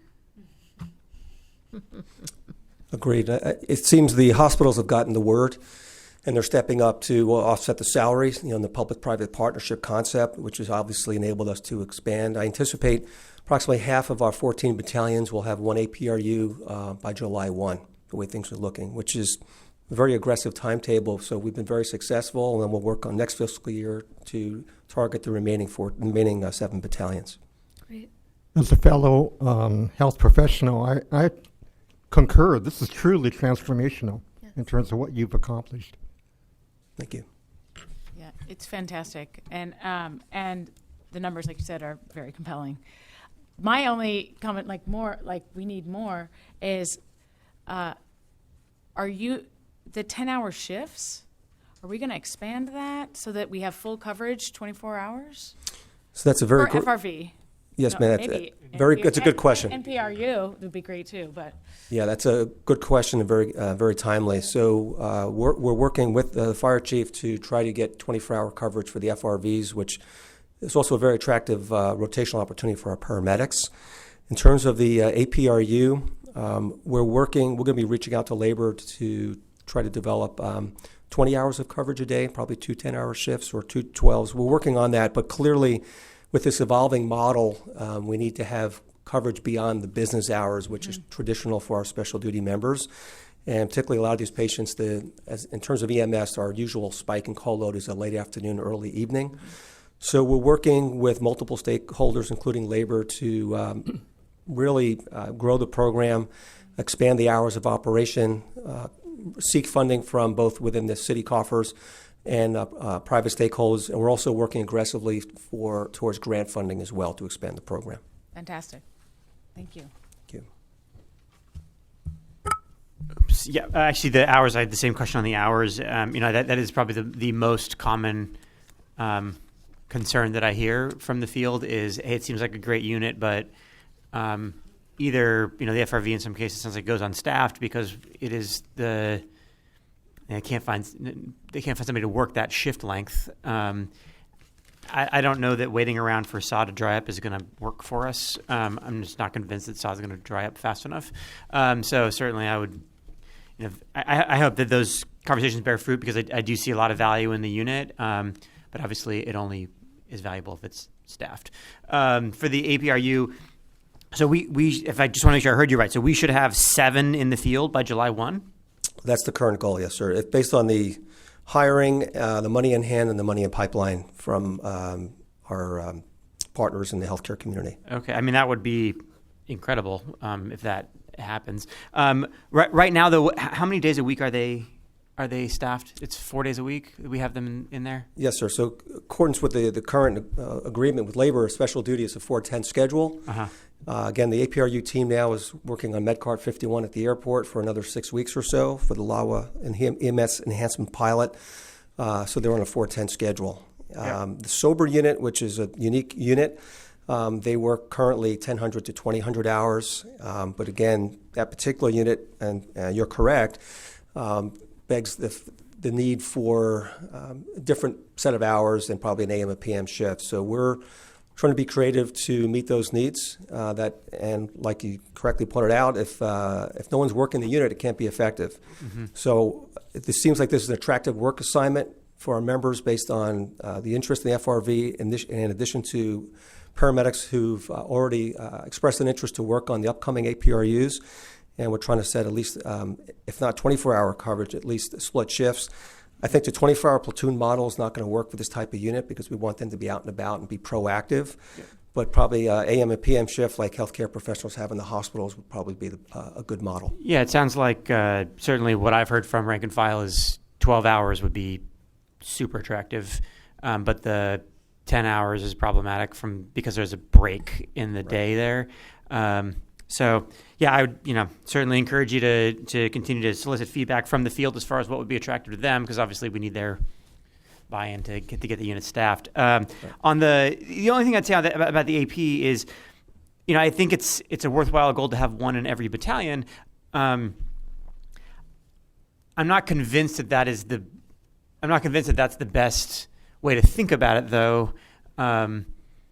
From the perspective, there are certain battalions that are going to get a lot more utilization, in which case I would rather see us have more staffing in Battalion 13, for example, or even in Hollywood, during the busiest hours, 7 days a week or whatever, 5 days a week, rather than have 4 days and 10 hours of coverage broken up across the battalion. So I would encourage you to rethink that question of whether or not the initial goal should be every battalion, or whether it should be that we tier our battalions out to say we want full coverage in our highest need battalions, and then the next tier would be, broadening it out to other battalions, just so we're getting the most bang for the buck. I just, the data better than I, but I think I'd encourage you strongly to think about that a little bit differently. I think we can get the coverage we need across many parts of the city without just sort of having arbitrarily saying one in every battalion.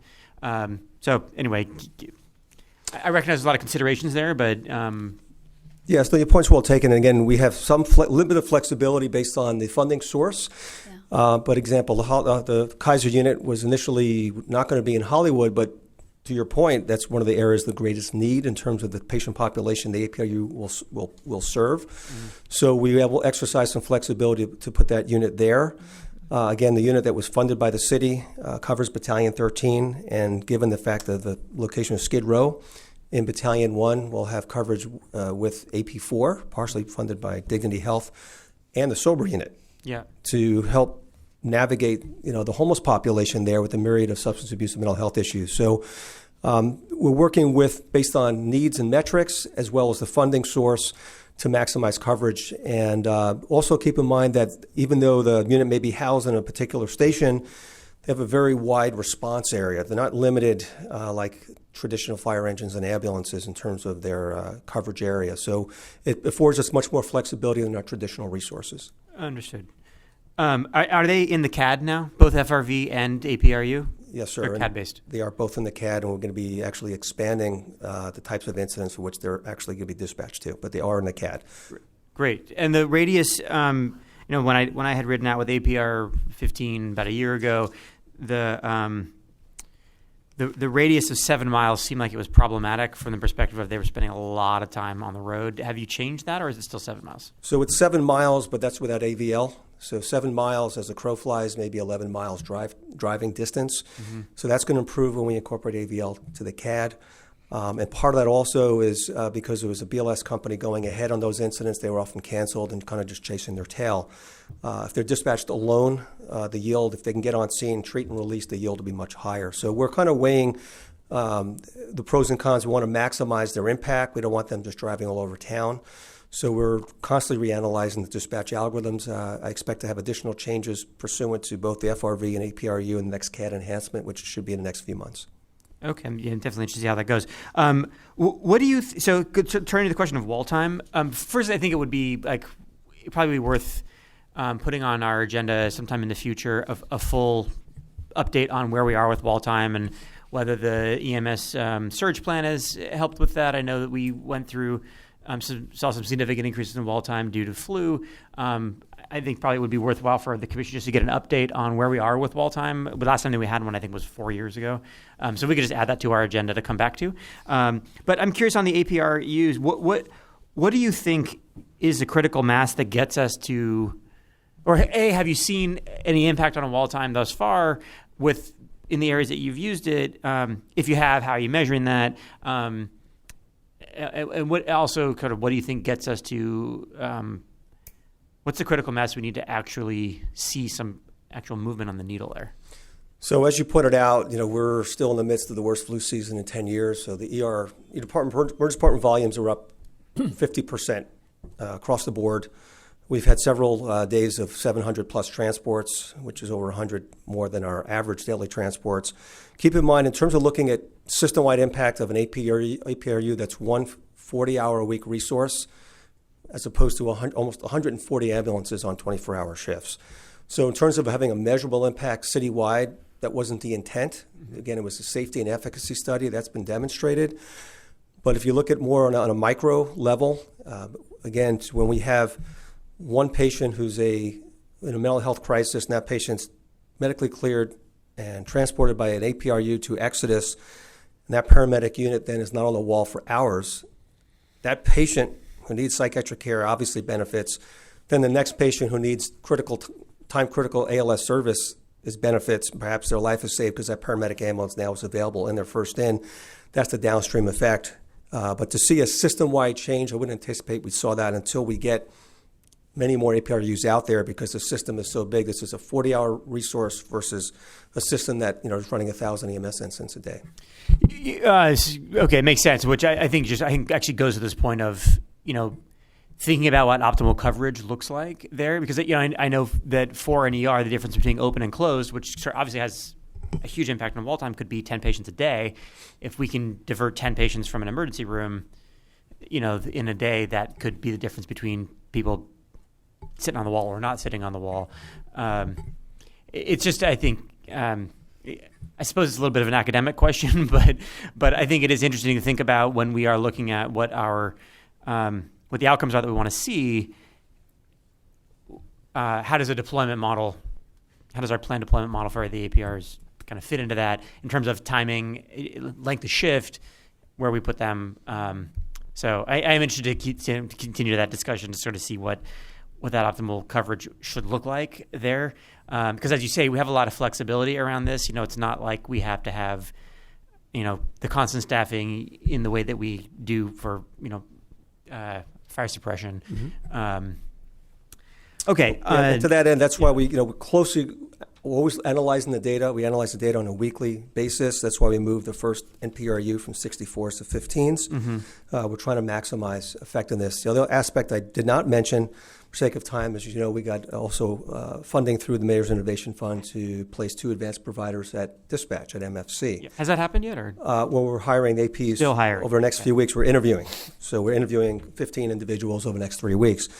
Hopefully we'll find individuals who have the talent and skill set to be at MFC. Obviously, that's a much higher risk element of the program, which we'll be watching from a medical oversight perspective very, very carefully.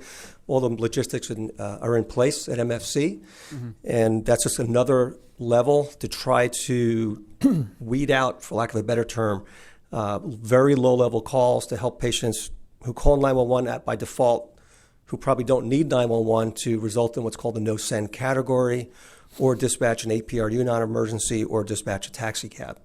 So that also will have a quantifiable effect on wall time in terms of all these cumulative measures. We're not just sitting on our hands and saying throw more resources out there. We're talking about a paradigm shift to match the changing demands with our changing levels of service. Sure. Yeah, and I know that having those APs at Metro, that will be a very interesting experiment to try to see how that does impact call load. I'm certainly excited to see that happen. When you created the APR and the FRV program, you did have targets in there. You didn't necessarily cite the targets when you gave us the percentages, but you didn't tell us how they performed against what the targets are. In a subsequent report, when you come back, I think it would be great to see, like, we established these targets at the beginning and this is how we performed against them. It's just hard to know, these could be great statistics, they could be mediocre statistics. I just have no idea, and only you know. So I think knowing how those look against targets helps us understand what they mean, because right now I'm just not sure what they mean. Certainly. And keep in mind, our targets were, I hate to say arbitrary, but we had no track record or no other departments to compare to. There was no gold standard. And there were certainly things we've learned along the way and we continue to learn. But again, everything for these programs, particularly APRU, is framed first and foremost in patient safety. So we told our teams, never compromise patient safety to try to get the patient disposition for a treat and release. Use your medical judgment. So we're trying to marry patient safety with efficiency, with patient safety always being paramount. So the targets were arbitrary with nothing to go from. Now we're a year and a half into the program. We have a clear idea. We're constantly refining the system, and we're happy to come back with more metrics at your request. Yeah, so totally fair that you kind of took a guess at what you thought the targets would be.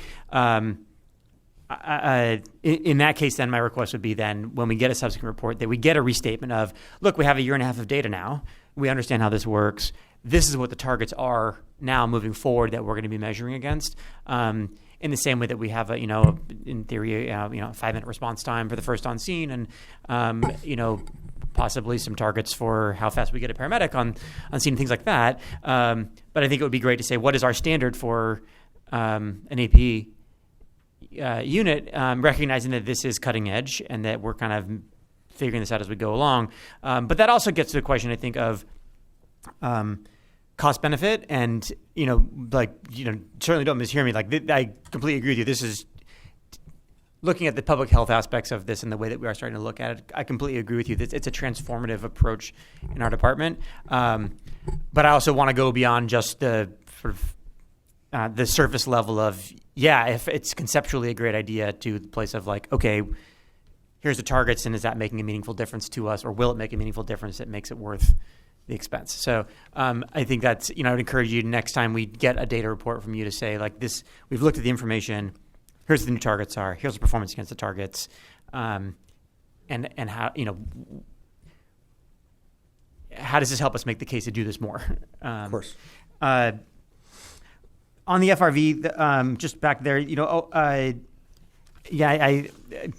I'm a big fan of the concept of an FRV out there. I think it gives us a flexibility and nimbleness that this department needs. If we're going to continue to expand, which I hope that we are, and if you're adding stuff into the CAD and they are moving into a broader multi-purpose mission, which I think is a great idea, I would just encourage us to think about whether a modified brush patrol continues to be the best conveyance for them, or whether or not we should be looking at something that's more dedicated and designed for that purpose. It seems like having water on board has been useful in a number of cases. So that is a question I think for EOPS and the shops to think about. But I'm interested in them having the best possible tool for the job, so they can do the best possible job, which, again, I leave it to you guys to think about. In the last page of the report, on the Exodus, when the 58s, are they going to be able to transport to Exodus in the West LA area? Yeah, it'll be based on judgment, which will be based on patient needs, stability, prevailing traffic conditions, and so forth. But the goal is the appropriate patients who are medically cleared, who are in need of psychiatric services or sobering center. The goal is to try to repatriate these patients with those specialized facilities and not transport them to an emergency department. Okay, but the Exodus agreement we have would carry over to their West LA facility. Should that be appropriate? Correct. There's no catchment area in terms of Exodus. Great. On the last page there, you talk about linking to clinic transportation resources, referring clients to in-home and senior support services. So that is, I think it's a really critical part of the mission here that we're doing. I would ask that when you make the strategic plan, you think about how that could be, that linking to clinic resources and referring clients can be broadened out to the broader fire department mission. Certainly, our firefighters, paramedics in the field need to offer a ride to the hospital if somebody wants to go. But I think making it actually as part of our strategic plan to equip them to broadly be able to provide referrals to say, hey, we'll take you, and here's some information for you because, by the way, there's a clinic around the corner, so next time you get sick, this may be an option for you that you haven't considered. Or if you need insurance, here's a number to Covered California. But something to equip them with a standard way to provide resources and referrals to the individuals they're serving. Because we can't load, well, obviously we're not going to make the system change we want to make with 7 APRs, but we could do it with, 106 paramedics or however many we have out there, if they're equipped with that. So I encourage you to think about what does broader adoption of that linking to resources look like? How can that be incorporated into the strategic plan as something that we could accomplish in the next few years? I remain excited about this project. Thanks. Thank you. Thank you. Thanks a lot. Yes. I'd like to add a couple comments on this. It's Dr. Eckstein gets a huge amount of credit. He's got a lot of good ideas. When I was first appointed, I came back and I went to the Firehouse World Conference and I heard about what Mesa, Arizona was doing with NPRUs. And I came back and he says, I have this already written up. I've been dying to do it for many years, and now we're rolling it out. I have to also acknowledge Dr. Hara. He arranged meetings with Kaiser and they came through with funding. I have to acknowledge Mayor Garcetti, his innovation fund. They gave us the seed money to get the first unit off the ground. We had to prove the concept, the data. We did not have a baseline because this did not exist before. So the data was unknown. We thought it would be good. We just didn't know what level of effectiveness there would be. So we proved the concept. Now we're in the scaling phase. We have asked for, in the next year's budget, for funding to support these 7 APRUs for the firefighter medic, as well as for, I think, 4 FRVs in the budget. So now we want to institutionalize this, make this a part of our department, and grow it. The initial goals for deployment were 1 FRV per bureau, 1 APRU per battalion. And the thinking there is, well, that'll be something good to start out with, and then we can modify as needed. I do think they should have a home base in there, and then depending on peak call load and need, we could move things around. But I'm very, very proud of the accomplishments of our EMS Bureau, which we didn't have before, and of the people, all the people I mentioned and others, this commission, UFLAC, a lot of people were involved in getting it to this point, and it's going to get even better as we progress through this. So thank you for your support. Thank you, Dr. Eckstein. Thank you, Dr. Eckstein. I have one thing. I just got a text. It's related to the Coupa presentation earlier. We have our Coupa section, I didn't know it, is in Sacramento at a Coupa conference. And we received an award of excellence from the secretary appointed by the governor in front of 2,000 fellow Coupa coworkers. So good job to Coupa and the Fire Prevention Bureau, and their accomplishments are being acknowledged in Sacramento.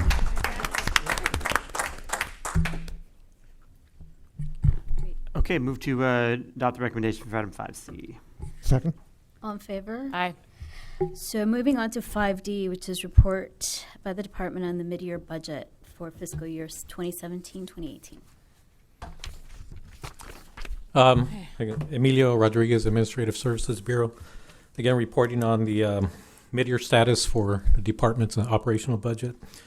Of our $657 million budget, the department is projecting a year-end deficit of approximately $17 million, attributed to a spike in overtime expenditures for various wildfire deployments inside and outside the city, fireboat overhaul costs for the port, historical fleet ports deficit, and increase in contracted brush clearance costs. Our mid-year report to the Council's Budget and Finance Committee, currently under review by the City Administrative Officer, addresses various adjustments between salaries and expense accounts to meet funding needs through year-end, specifically for boat repairs and projected gaps in operating expenses. Some of the other needs I mentioned earlier were addressed in the prior financial status report. The status of our mid-year request will not be known until the CO has released a report to the committee, which is anticipated in later this month or more realistically in March. Should be noted, I do want to emphasize that mutual aid overtime, fireboat repairs, and contracted brush clearance costs are subject to reimbursement, so that's not entirely a hit to the department's budget. We're closely monitoring all accounts to reduce deficit to the extent possible. The report before you also provides an update on recruit training on page 2. The department is on track for training of 190 recruits, less attrition, of course. This includes training for 48 new firefighters to be funded under the SAFER grant that the department received over the last several months. That concludes my report. I'd be happy to answer any questions. So, just to clarify about there's mutual aid stuff that's outstanding. Mm-hmm. So then, are we going to get reimbursed, and is this number going to be reduced? That's true. We get it's for strike team deployments, brush strike team deployments, and the timing of that is unknown, but we are going to get reimbursed. Do we know what the numbers my are? question is if it's, do we know how much? And Well, we've budgeted $3 million in the current fiscal year, given the realities of the invoicing process and staffing considerations. But the actual amount's going to be spread out over the next 2 or 3 years. But we are poised to recapture everything that's spent for wildfires outside the city. so is it just the timing about the reimbursement? It's partly an issue of timing, and we're trying to spend in the neighborhood of 13 to 15 million just on all the wildfire deployments inside and outside the city.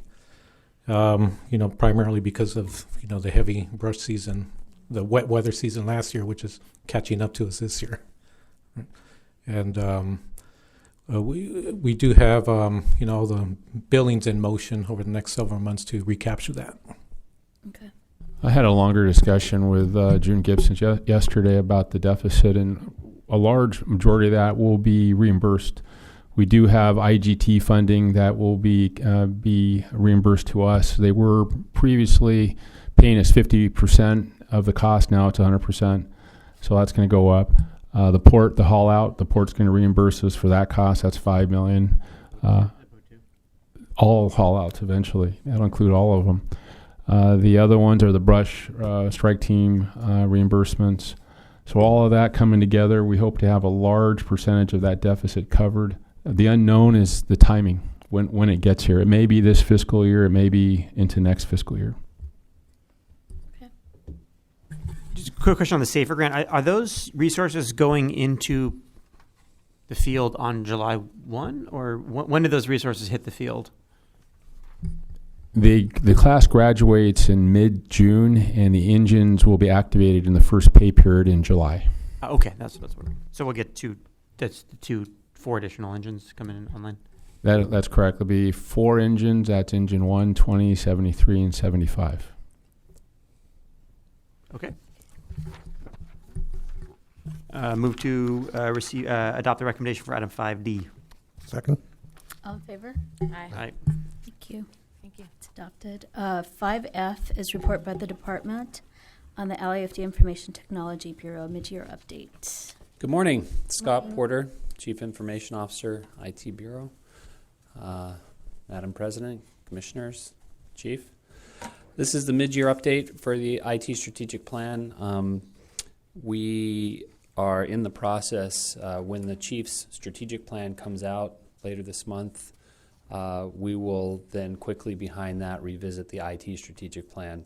So when we first did this in 2016, really the most important part of this plan is that it's tied directly to the fire chief's strategic plan. We don't want to be investing in technology or doing things simply because they're fun and interesting, but because they actually advance the department in some way. The construct of the strategic plan, we came up with sort of 10 initiatives. I'll quickly run through the highlights of where we're at on those initiatives. I do fully expect that most, if not all of them, will make their way into our next strategic plan, but maybe some adjustments in the alignment and the projects within those initiatives so that they line up directly with the fire chief's plan. The first initiative is IT service delivery. Essentially, this is one of two bookends that basically are the nuts and bolts of how we deliver IT services in the department, and making some changes to how we do that.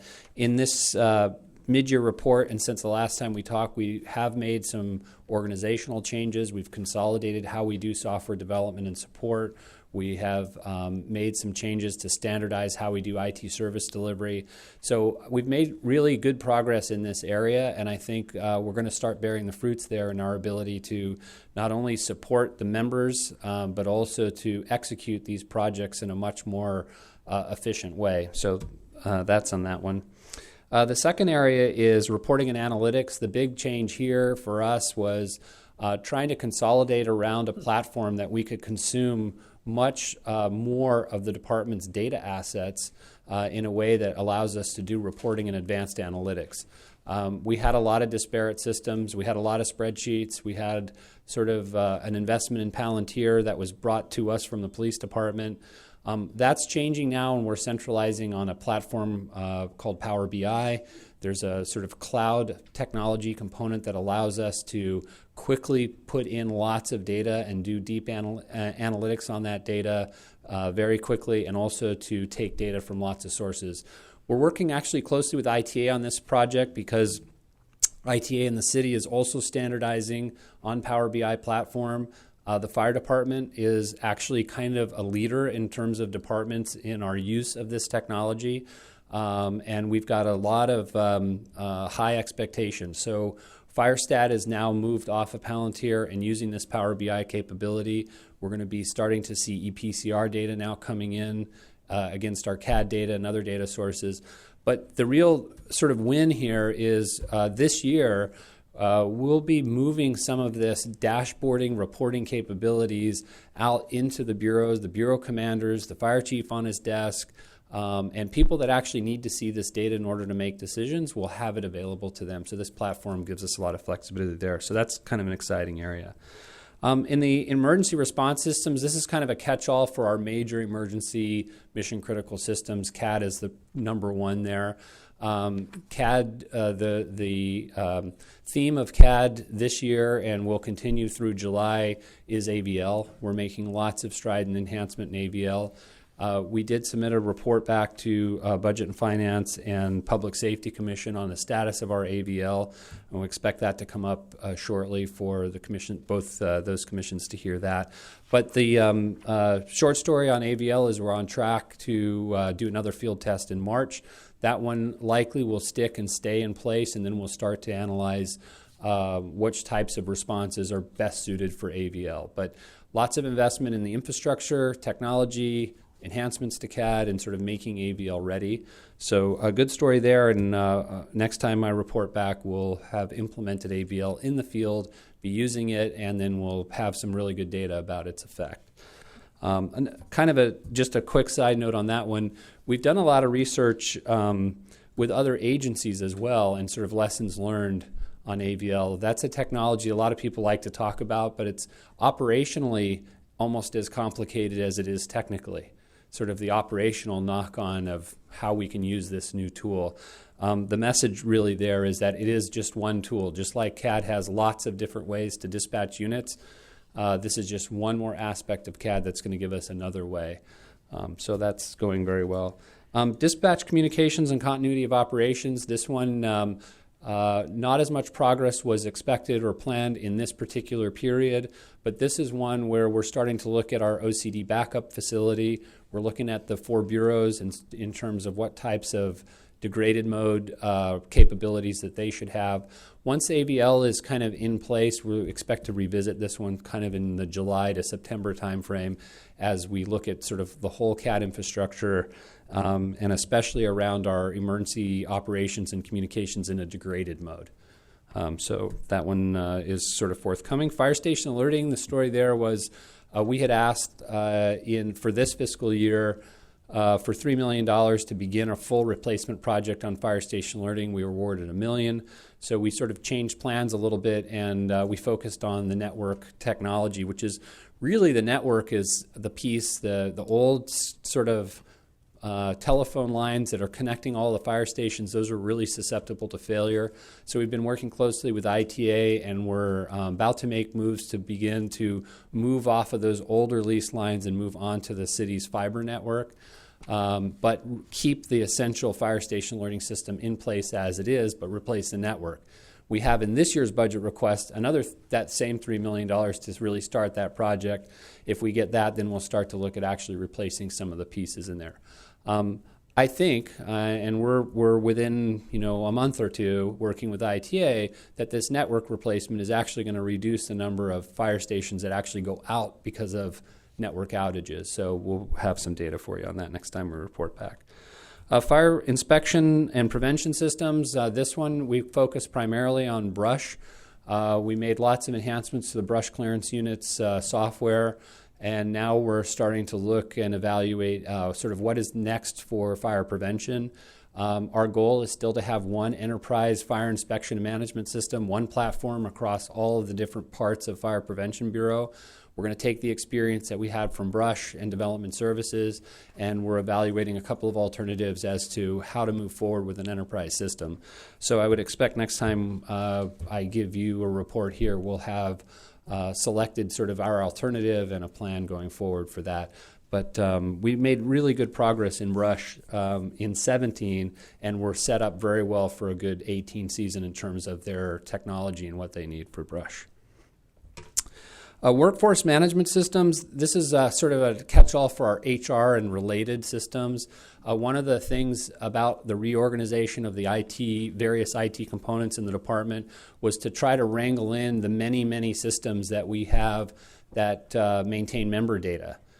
Today we have probably 5 or 6 systems you could look for a member's phone number in. And sort of depends on which one you're used to and which one you want to go to. This is also about trying to get this sense of what is the system of record. What's the official system of record for a personnel file? Well, it's personnel, but we maintain a lot of those records as well. So it's sort of aligning ourselves with other departments, but also within our own department, and shutting down systems that we can no longer support and investing in systems that we can. So we're developing a plan in this area. And working closely with both personnel and with ITA on other sort of HR-related citywide systems and figuring out where we fit in there. So this is mostly planning, with the exception of a couple of smaller systems that we have shut down and are starting to move over to other systems. The big project that's coming up, we're actually going to be starting the RFP process this month, is really the NSS, or Network Staffing Replacement Project, and that is in this bucket. That was funded for $500,000 this fiscal year. We expect to bring a contractor on before July to help us begin that replacement of that project. Do you have to go through like a historical resources protection process for the NSS, or no? You want me to answer that? Yeah. Right. Moving right along. So that's 7. Voice radio system, actually we have some really good news to report. We did get a final approval on a joint purchase of radios with the police department. The fire department has purchased 3,500 new multi-band radios, which not only are they new radios, which is great because the old radios were becoming very difficult to maintain, but operationally they're significant because they have this capability of being programmed to operate on many different bands. And in our business, maybe even more so definitely more so than the police department, it's very important for us to work seamlessly with our partners, especially with brush response, and these radios are going to give us that capability. We received the radios the way they were purchased by the city. They were purchased on a lease agreement, so basically we receive them by sort of just looking at them, and then we send them all back to Motorola. Motorola takes possession, and then in the contract, Motorola is responsible for sort of the initial setup and configuration. Likely the fire department will be well ahead. The police department had both portables and mobiles. We only have portables in this deal. So we're developing a plan in our communications section to get these out before the brush season. So there's a whole sort of training and evolution, not significantly different, but different enough that they do require training and a handoff with field personnel. So that's in progress. Fleet and asset management, we continue to work with GSD on the M5 implementation for our fleet management. So basically the fire department is one of 3 primary departments, GSD, PD, and fire, implementing the fleet management system that's being run primarily from GSD. And then the 10 is sort of the other bookend, right? This is the technology bits and our ability to move to advanced technology, taking advantage of cloud computing and what we're doing on the desktop and mobiles and all of that. So I'm happy to talk about any of that stuff, but usually that's the least interesting. So that's my report, and I'm happy to answer any questions.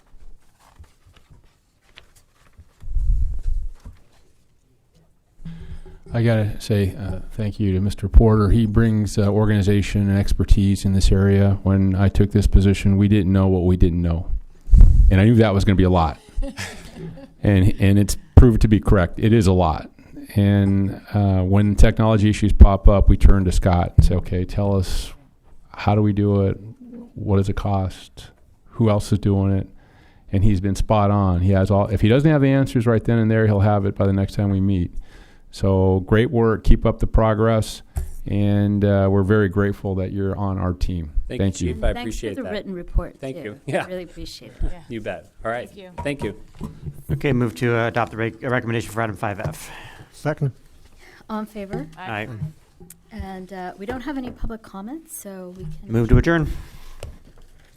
Second. All in favor? Aye. Aye.